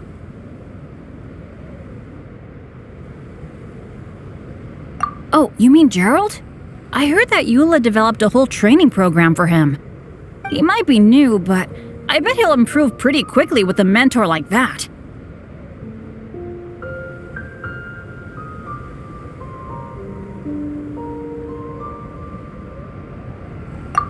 I feel bad. It's hard knowing that I've been causing so much trouble for everyone. Being a little unlucky is usually no big deal for me. But in a place like this, it makes me worry that something really bad might come of it. No, wait, I shouldn't have said that. I might have actually jinxed it now. You know me, same old Bennett, unlucky as ever. But as long as bad luck doesn't break me, I'll always get back up again. Especially on a cool adventure like this one. I gotta make the most of it. Sorry for dragging you guys into another situation. I didn't used to know any of these knights very well, but after spending some time with them on this trip, it's really opened my eyes to my own shortcomings. They're all so talented and kind. I have a lot to learn from them. Oh yeah, you gotta tell me sometime how you managed to make friends with so many talented people. Okay, cool. Make sure you eat plenty when dinner's ready.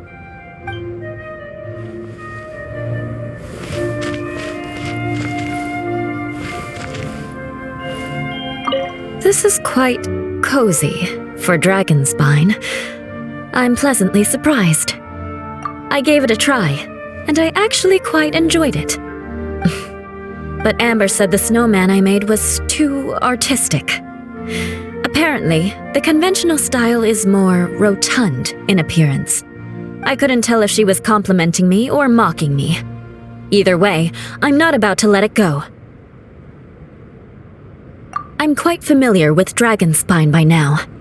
But this time, I have a newcomer to worry about. And I'm traveling in a group with Amber and the others. Not things I'm terribly well accustomed to. Still, I've taken the job, so of course I'll do what's asked of me to the fullest of my ability. I'll settle this score once this is all over. Me? I'm coping perfectly well. I don't need looking after.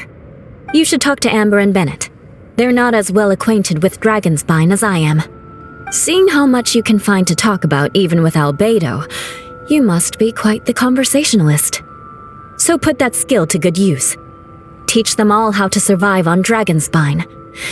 I'm sure this is well within your capability, no? If you're talking about Bennett's situation, I think I'm used to it now. It's hardly the end of the world. Don't ruminate on it. Take this chance to get some proper rest. The nights are long on Dragonspine.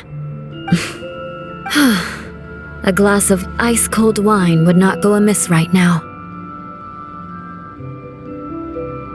Don't mind me. Just do whatever you like.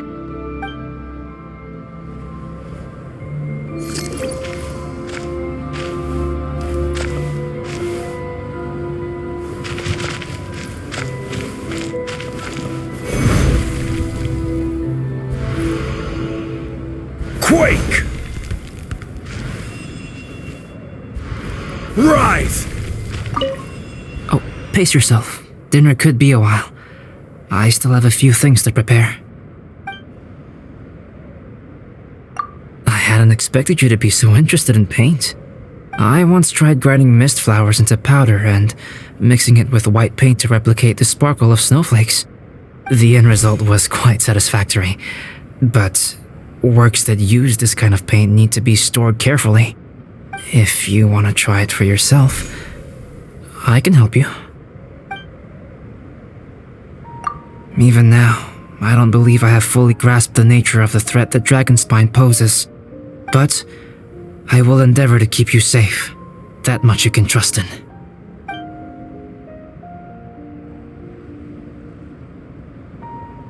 Even now, I don't believe I have fully grasped, but I wish I could simply respond with, I'm fine. But you are a true friend to me, so I should be honest with you. Recently, certain questions have been occupying my mind. Questions about the nature of life and creation.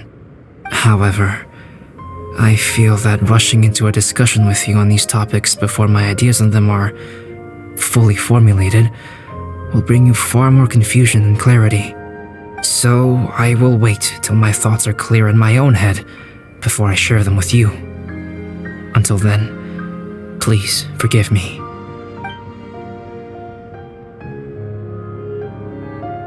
Oh, don't worry about it.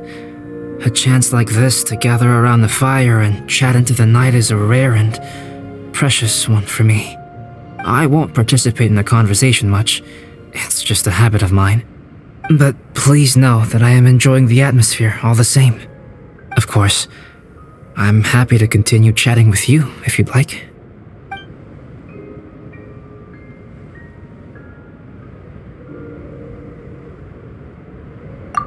It's almost ready now. Traveler, please light the campfire and gather everyone for dinner.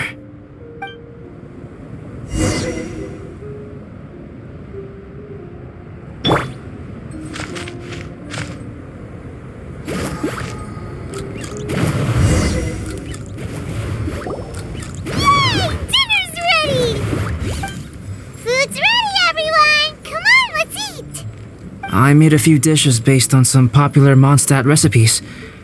This is no good hunter, but there should be enough to go around. Please, help yourselves. Wow, smells great. Don't mind if I do. Wait, don't steal all the fried vegetables. Leave some for me. Hey!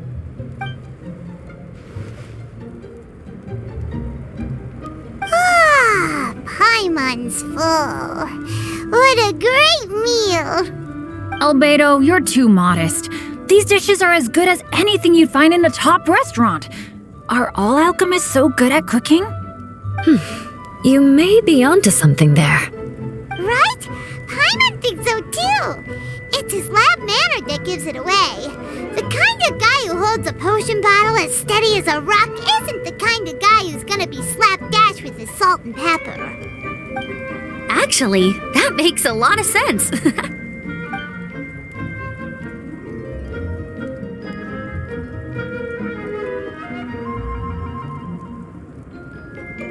I'm so sleepy after all that food.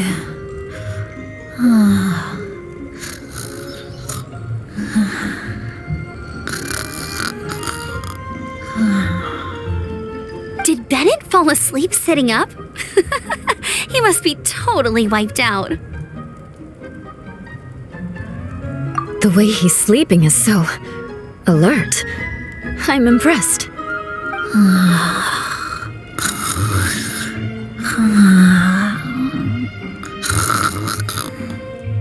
He seems to be in a deep sleep. Ooh, Paimon wonders if he sleep talks. Oh, no, Dad, no apples for me. I want sticky honey roast and fisherman's toast. Sticky honey roast. That's your favorite, isn't it, Amber? Sure is. Give me a sticky honey roast from Good Hunter any day. I used to take Eula to Good Hunter a lot back when we first met. Before long, Sarah would start cooking our usual orders as soon as she saw us coming. She said we ordered the same thing so often that it was practically muscle memory by that point. She also said that if everyone in Mondstadt ordered like we do, her job would be so much easier. All she'd have to do is memorize everyone's favorites. Always eating together. Aww, it's nice that you two are so close. The Traveler and Paimon always eat together too. It's a sure sign of true friendship. Two people simply sharing a meal says nothing either way about the relationship between them. That depends if it's a one-off meal or a regular occurrence. Aha! Paimon just noticed something. Whenever Eula doesn't want to admit to something, she raises her chin or puts her hands on her hips. You've all picked up on that. Didn't know Eula's tells were so easy to spot. We are done here, yes? I am free to go, am I not? Then please excuse me. I have a frozen lake I need to be at. You're going for an ice bath at this time of night? Wait up! Don't go without me! I thought you wanted to get some sleep. So maybe you should stay here and rest. No, I should come with you. It's late, and it's dark, and you're not good with directions like I am. Come on, let's go together.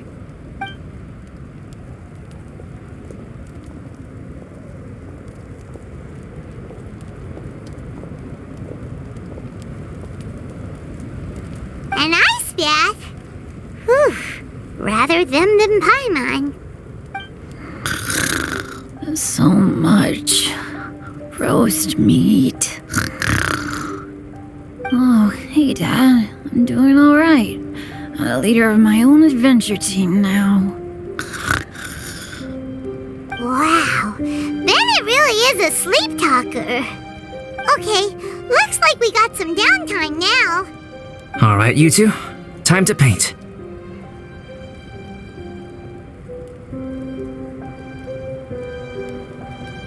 Have you decided what to paint?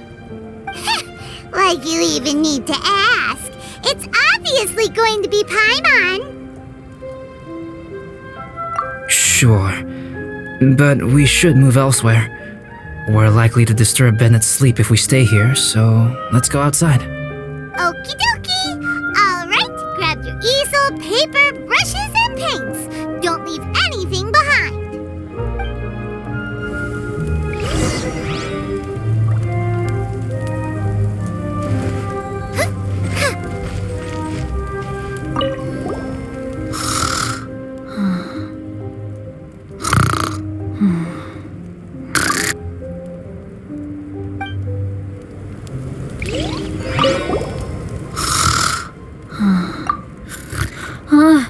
Hey, Paimon, no, don't touch that. What the heck? Don't touch that mechanism or you'll fall down. Ugh, well, never mind.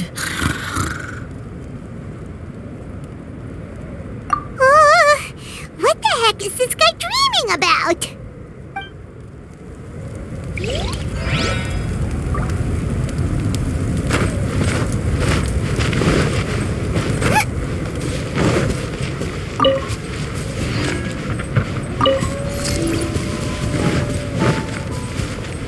Out of the frying pan, into the fire!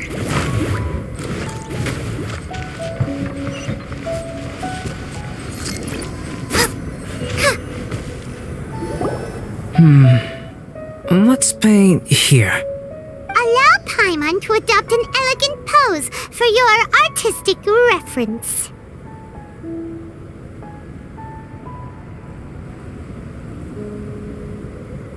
Hey! What's that look for? Cut the attitude and start putting your perfect Paimon down on the page. You better take this seriously, because this is going on Paimon's wall. Confidence is a good thing. Those to whom it is endowed do well to flaunt it. I'm looking forward to the finished piece.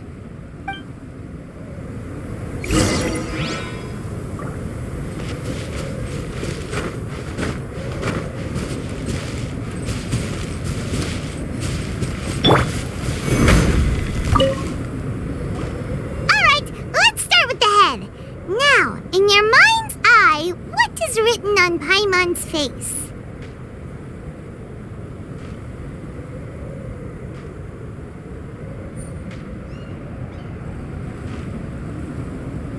Huh? Is that how Paimon really looks to you? Okay, forget it. We can come back to that. Let's move on to the body. Come on, paint what you see when you look at Paimon.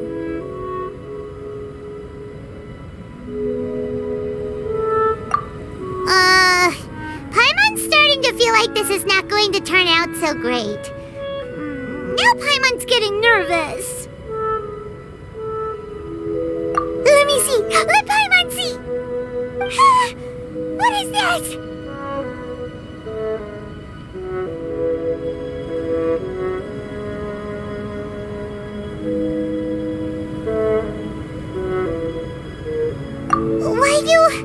How could...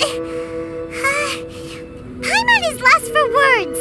The brushwork is smooth and the composition seems professional quality. You had no problems there. So what the heck happened with the face, huh? Explain that stupid expression! Explain it! Smooth, professional quality? And those eyes! Those boring, lifeless eyes! Where's the soul? Traveler? Have you previously received any education in the fine arts? What? You pour your heart on the page and this is what comes out?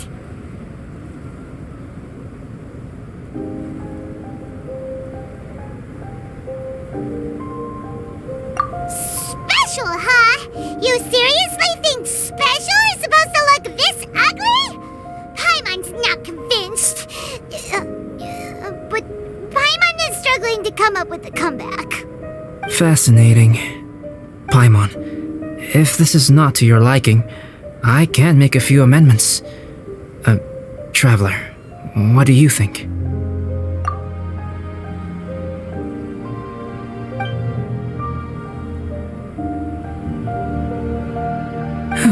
Alright then. Paimon, is this better? It's a total ground-up overhaul, that's what it is! It's so pretty! Is that really what Paimon looks like? Adding flourish to the finished piece is an essential component of what makes art... art. This is not to say that you differ from the painting on a fundamental level, rather that the real you and the you in the painting present two different styles of beauty. You remain the core reference point for the painting. So, Paimon, you can put your misgivings aside and hang this painting wherever you like.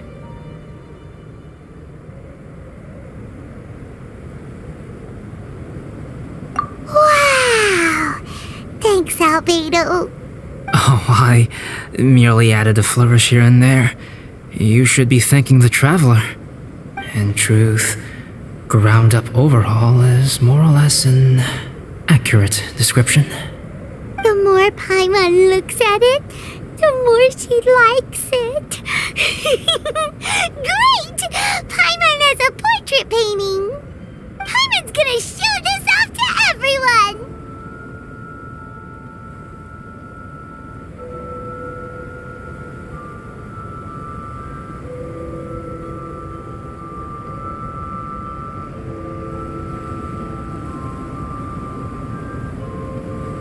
It's nothing. I can paint you next time, if you'd like. You can hang it in your home as a souvenir. I rarely entertain so many guests at my camp. It's lively. A little noisy, even. But I don't dislike it. Liveliness is a rare thing here on Dragonspine. It's a new day. Let's go meet up with everyone.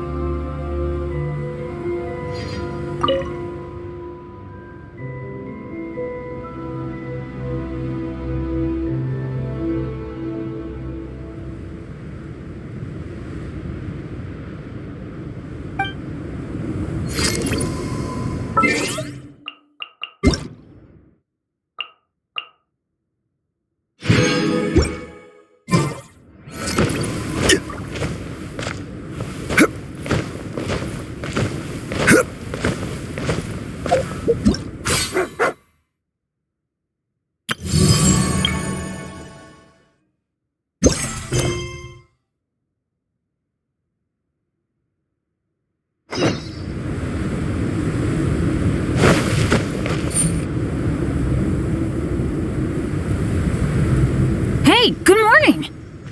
I slept great last night. How about you guys? All rested up? I'm fine, as usual. The path down the mountain is easier to follow in the daylight. Let's take this chance to head down to the base camp. Let's go! If we make good time, maybe we can all get lunch together.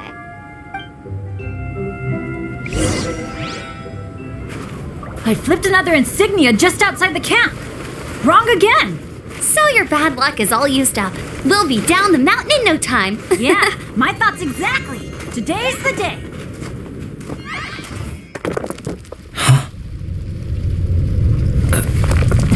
Oh no, avalanche! Look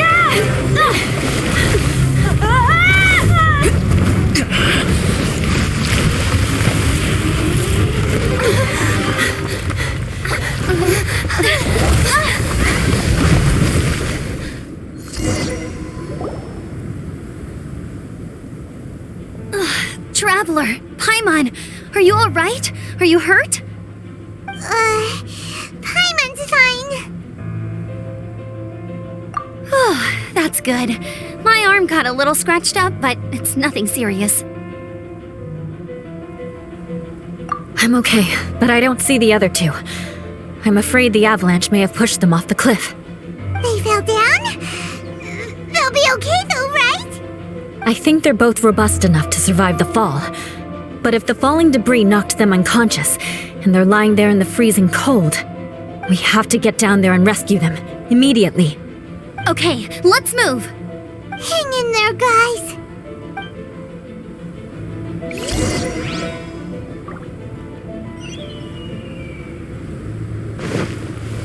Even bedrock can be turned to dust.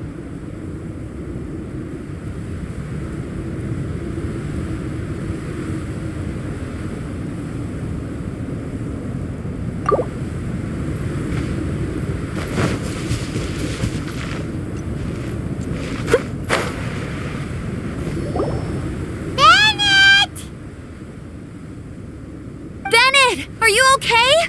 Shout if you can hear me! Bennett! A voice! Over there! Bennett, is that you? Guys, I'm over here. Are you alright? Are you hurt? Let me check.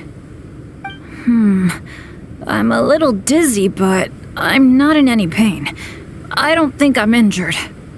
Thank goodness. Scared the life out of me. If you're dizzy, sit and rest for a while. It's fine, really. This kind of thing happens all the time. I'll be fine. Thank you. Wait, where's Albedo? Isn't he with you guys? We thought he fell off the cliff with you. He still hasn't shown up? We found Bennett here, so Albedo can't be far away. Keep searching this area. Got it.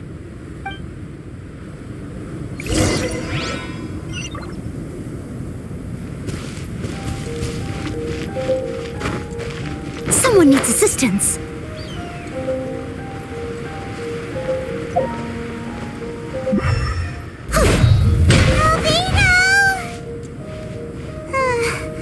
No response. Are we definitely looking in the right place?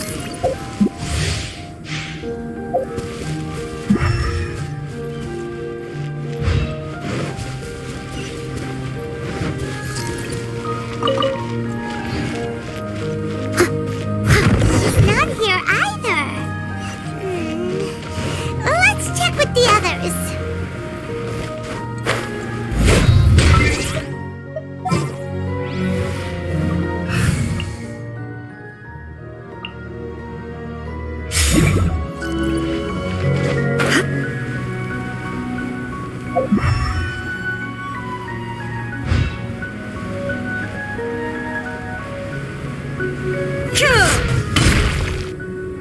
Well, any sign of him?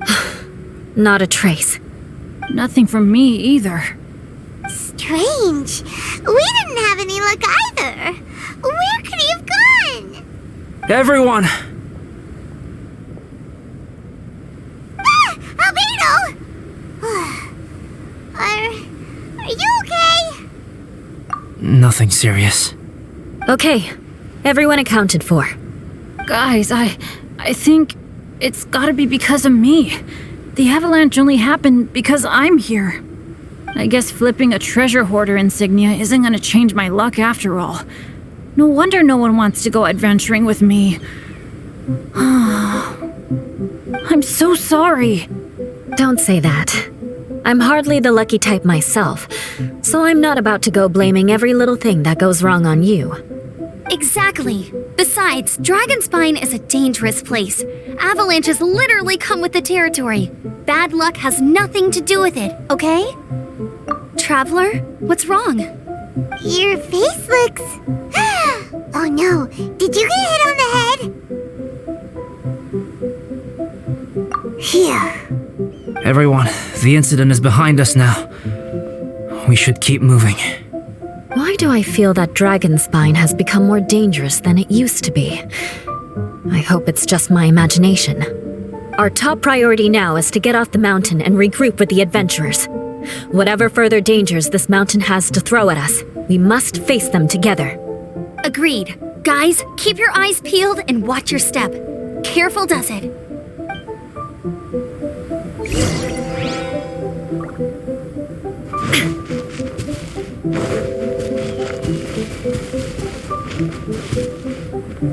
There is no escape!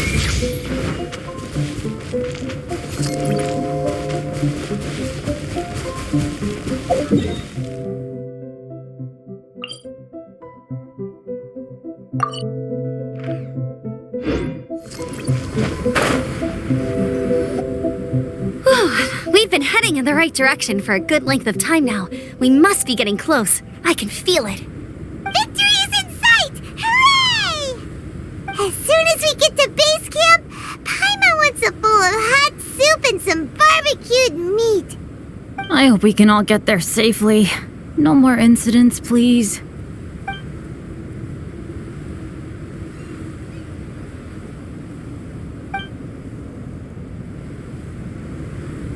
Hey, what's on your mind? You seem a little distracted. Something's up, isn't it? Are you hungry? Cold? Shall Paimon hug your head to warm you up? I don't think I've spent so much time on Dragonspine before. It sure is cold, but the view is amazing. Isn't it, Eula? Eula? Sorry, I wasn't listening.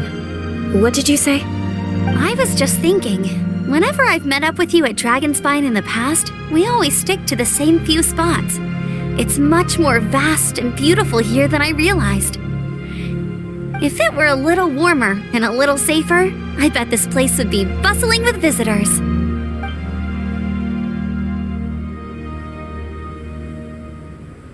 I agree. People are put off by the cold and have an aversion to danger. They don't realize that there's much to explore beneath the icy exterior, if you were willing to spend the time and energy. Albedo, is this the way down? Yes. I think there are several routes in this area.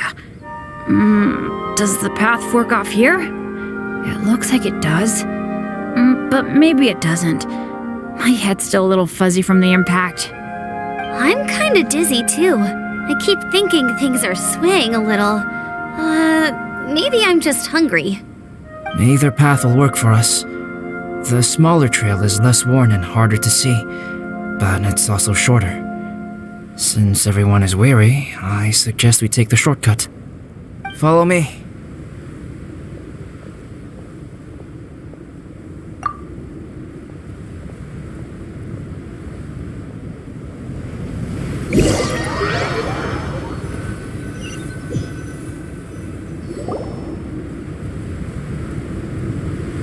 Wait.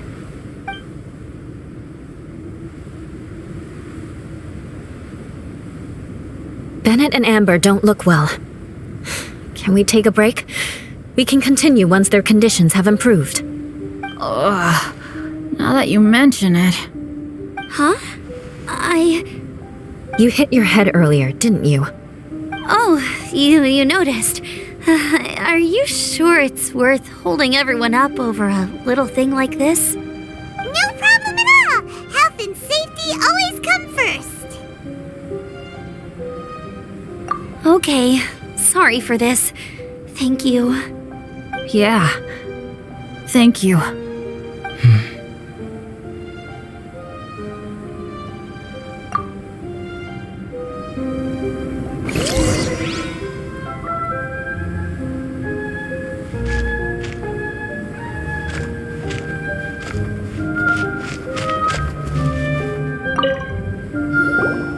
Drinking some water can help with the dizziness.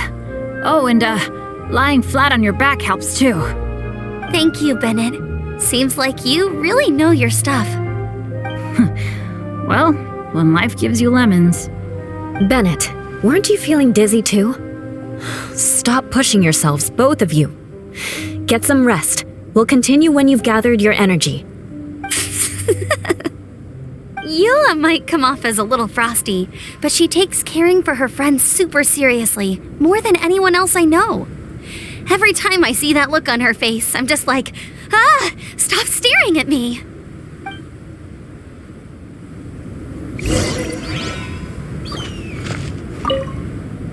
Traveler, I know what that look means. What's on your mind? Maybe seasoned veterans have an instinct for it. I sense it too. Something seems to have changed, but I can't confirm for sure. It could be difficult to verify.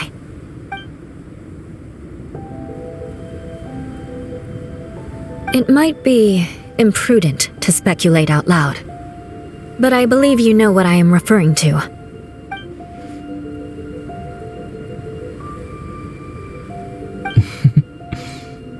Traveler, I think...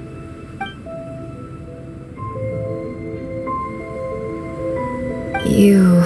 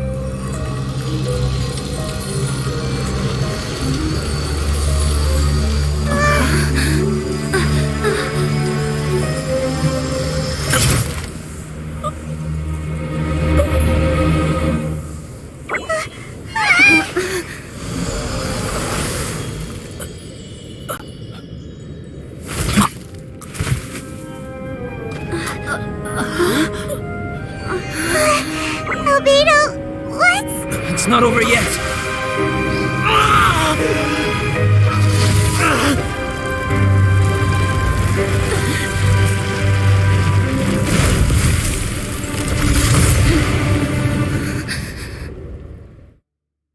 Brace yourselves. This'll be a challenge. Stay back! I'm going to cut this weed down to size!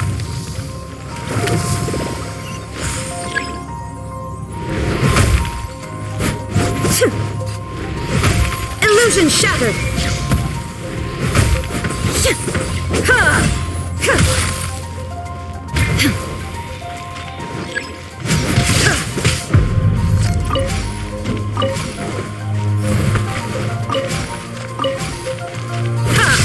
Shine down!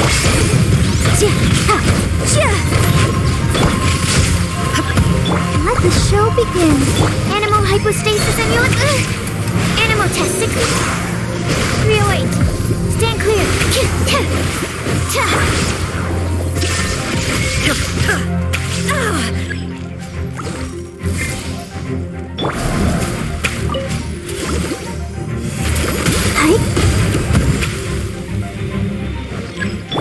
There is no escape! Boom, boom! I'll protect us. Ready, steady, go! Torn to oblivion!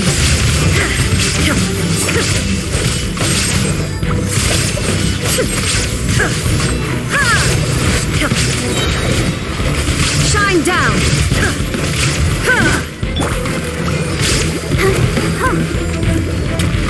Animal test 6308.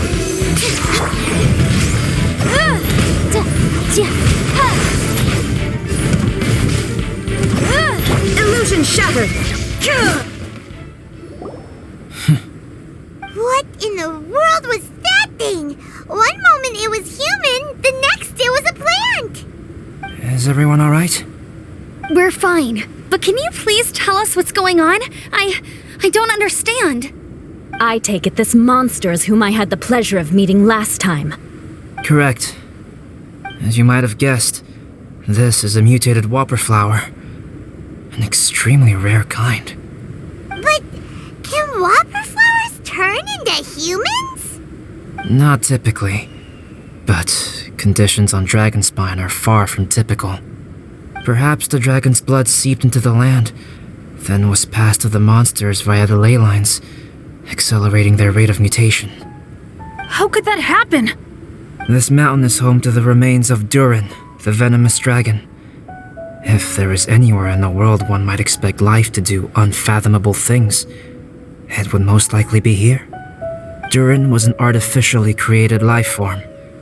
Its existence is nothing short of a miracle, and proof of countless possibilities. In other words, this mountain we stand on is a cradle of life's profoundest mysteries. A vast and terrifying hotbed of possibilities. The avalanche. It must have been the work of this imposter. Agreed. All the other troubles you faced on the way down could also have been its handiwork. My guess is that it was targeting everyone that I've had contact with. Right, I forgot all about that. It's not inconceivable. But what was its purpose? Was it just trying to get rid of us? I have a preliminary hypothesis on this. Whopper flowers are masters of mimicry, and those we encounter in the wild often appear in the vicinity of the plants they impersonate. In other words, the whopper flower likely has an instinct to replicate and replace. As a plant, it will disguise itself as another plant and infiltrate the group, hiding among them for cover. The plant being imitated has no way to detect or fight back against this behavior. But when it disguises itself as a human...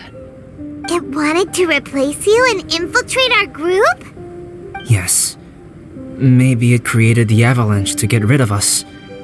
I predicted this eventuality, so I availed myself of the avalanche to hide and lure it out. It was watching us the whole time, and when it saw that I had disappeared, its instinct was to take my place. At that point, its disguise was complete, and its next move was to hunt its prey. Yes, that's exactly how whopper flowers operate. So when it approached and attacked Joel, what was that? A trial run? Perhaps. Or maybe it enjoyed posing as a human, and wanted to experience what it felt like to be human. We're fortunate to have discovered it in time. I think the Traveler was the first person other than Albedo to notice something was wrong. Traveler, how could you tell the real me and my imposter apart? I want to know too. I had no idea the other guy was an imposter. They looked exactly the same to me.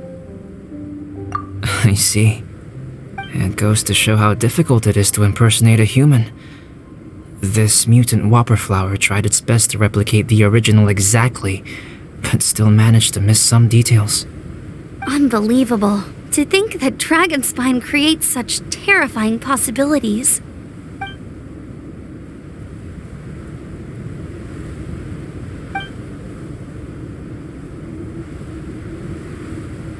Anyway, at least we won in the end. It looks like my method did work after all. I used up all the bad luck, and the good luck finally came through. About that. If you're referring to having fallen down the mountain and avoided injury, well, that's because I was secretly protecting you. Huh? Well, that still counts as good luck to me. Yes, that's not an unreasonable way of looking at it. Okay. We've been delayed long enough. Time to move on. Yeah, let's go!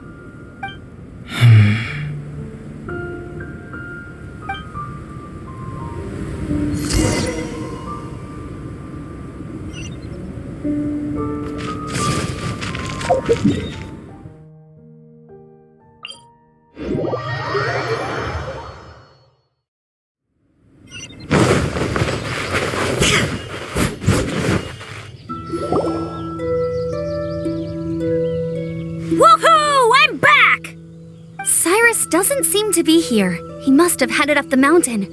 Let's wait for him here. Amber, are you feeling better? Yep, all good now. Nothing to worry about. I don't know what I'd do without you guys. If not for you, I'd probably still be locked up in that cage.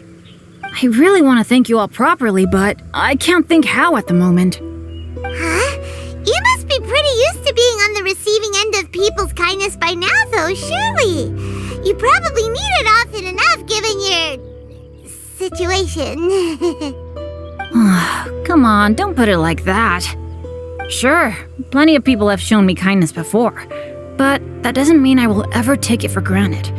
No matter how many times people help me out in life, I will never forget any of them. Well, instead of repaying those who helped you, perhaps you could help others yourself. Everyone meets others in need from time to time. By choosing to be there for them, you're passing the kindness you received onto others. Yep, you're right. That's what I've always tried to do, and will always continue to do. Right. And when Cyrus gets back, I'll find some way to help him out too. This has been quite an eventful day. Yeah, it has. It's really hit me how tired I am now that I've started to relax. I need to rest. Everyone, please excuse me for a while. Yeah, I need to get some water and maybe a piece of fruit. Once I'm rested up, I need to get back to being an instructor again. Well, it looks like the curse of the mountaineers who couldn't get off the mountain is finally broken. Feels like an action-packed chapter has come to a close. Shall we find somewhere to rest and chat too? Why not? Then please, come with me. You sensed something too, didn't you? Then let's go. Huh? Are you going back to your camp again? Paimon thought maybe we could talk here. Okay. Might as well come with you. Good. Shall we set off right away?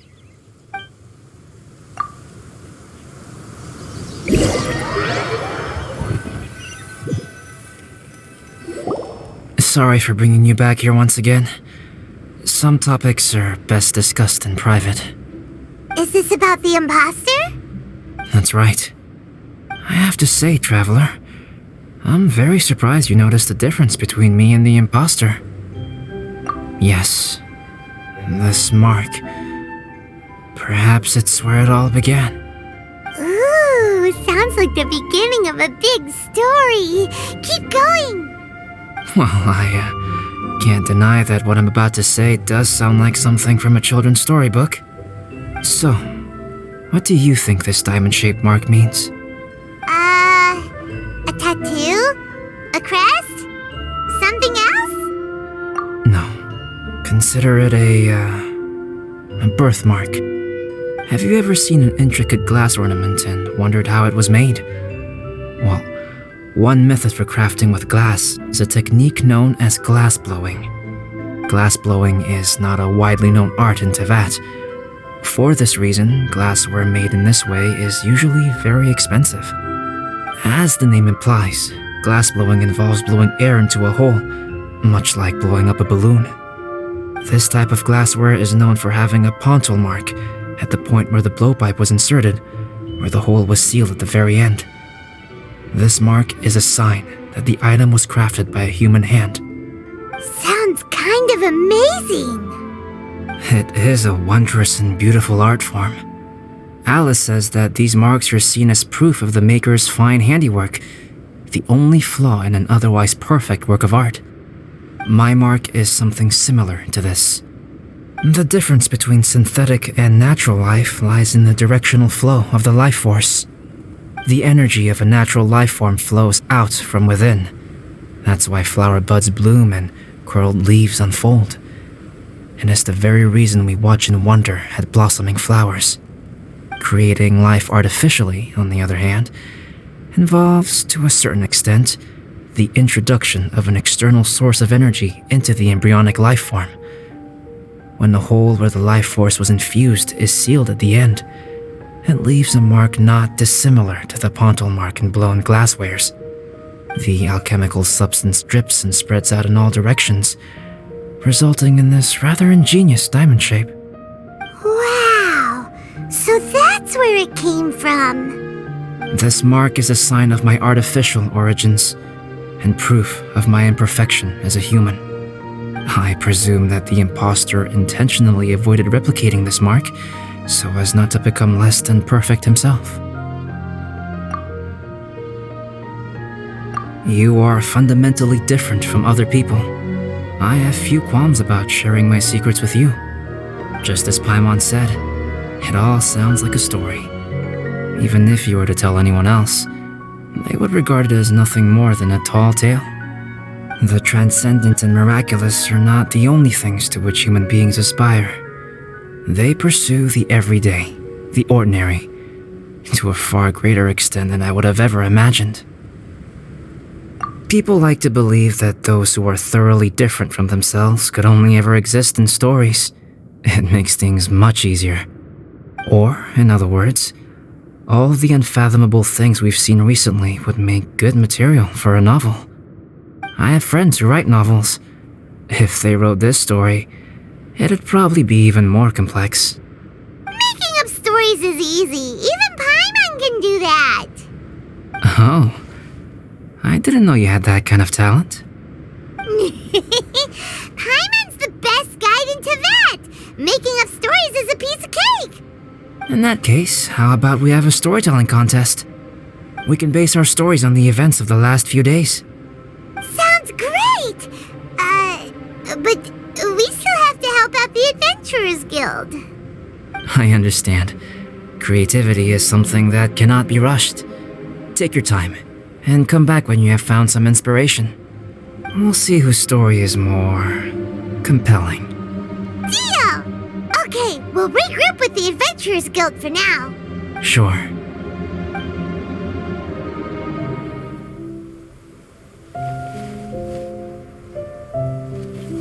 My story.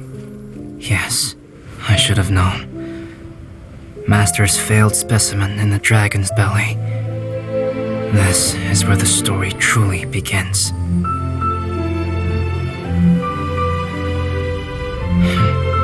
If we switched places, if you were the survivor, then as the abandoned experiment, the failure of the primordial human project, I'd want to replace you too. I would replicate your appearance, study your alchemy, and create miraculous life forms to divert your attention. I would wait for the right moment, then dispose of you in the Traveler, the sole person to have known your secret. And then, I could finally experience the joy of being brought into the world.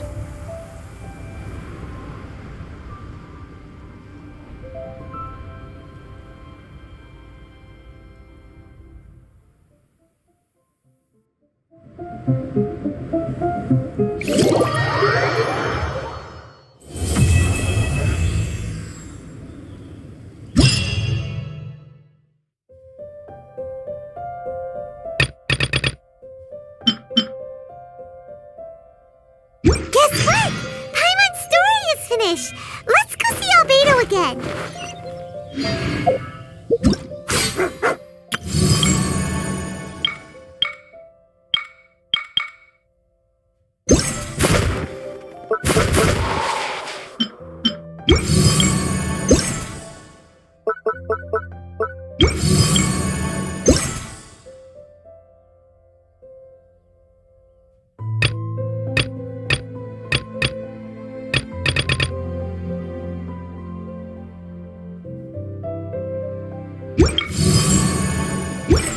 The world remains constant over the centuries, but human life is like the dew.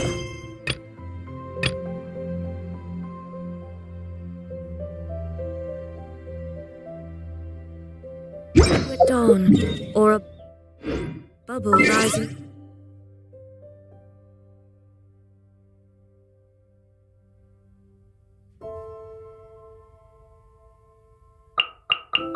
Through water. Transit.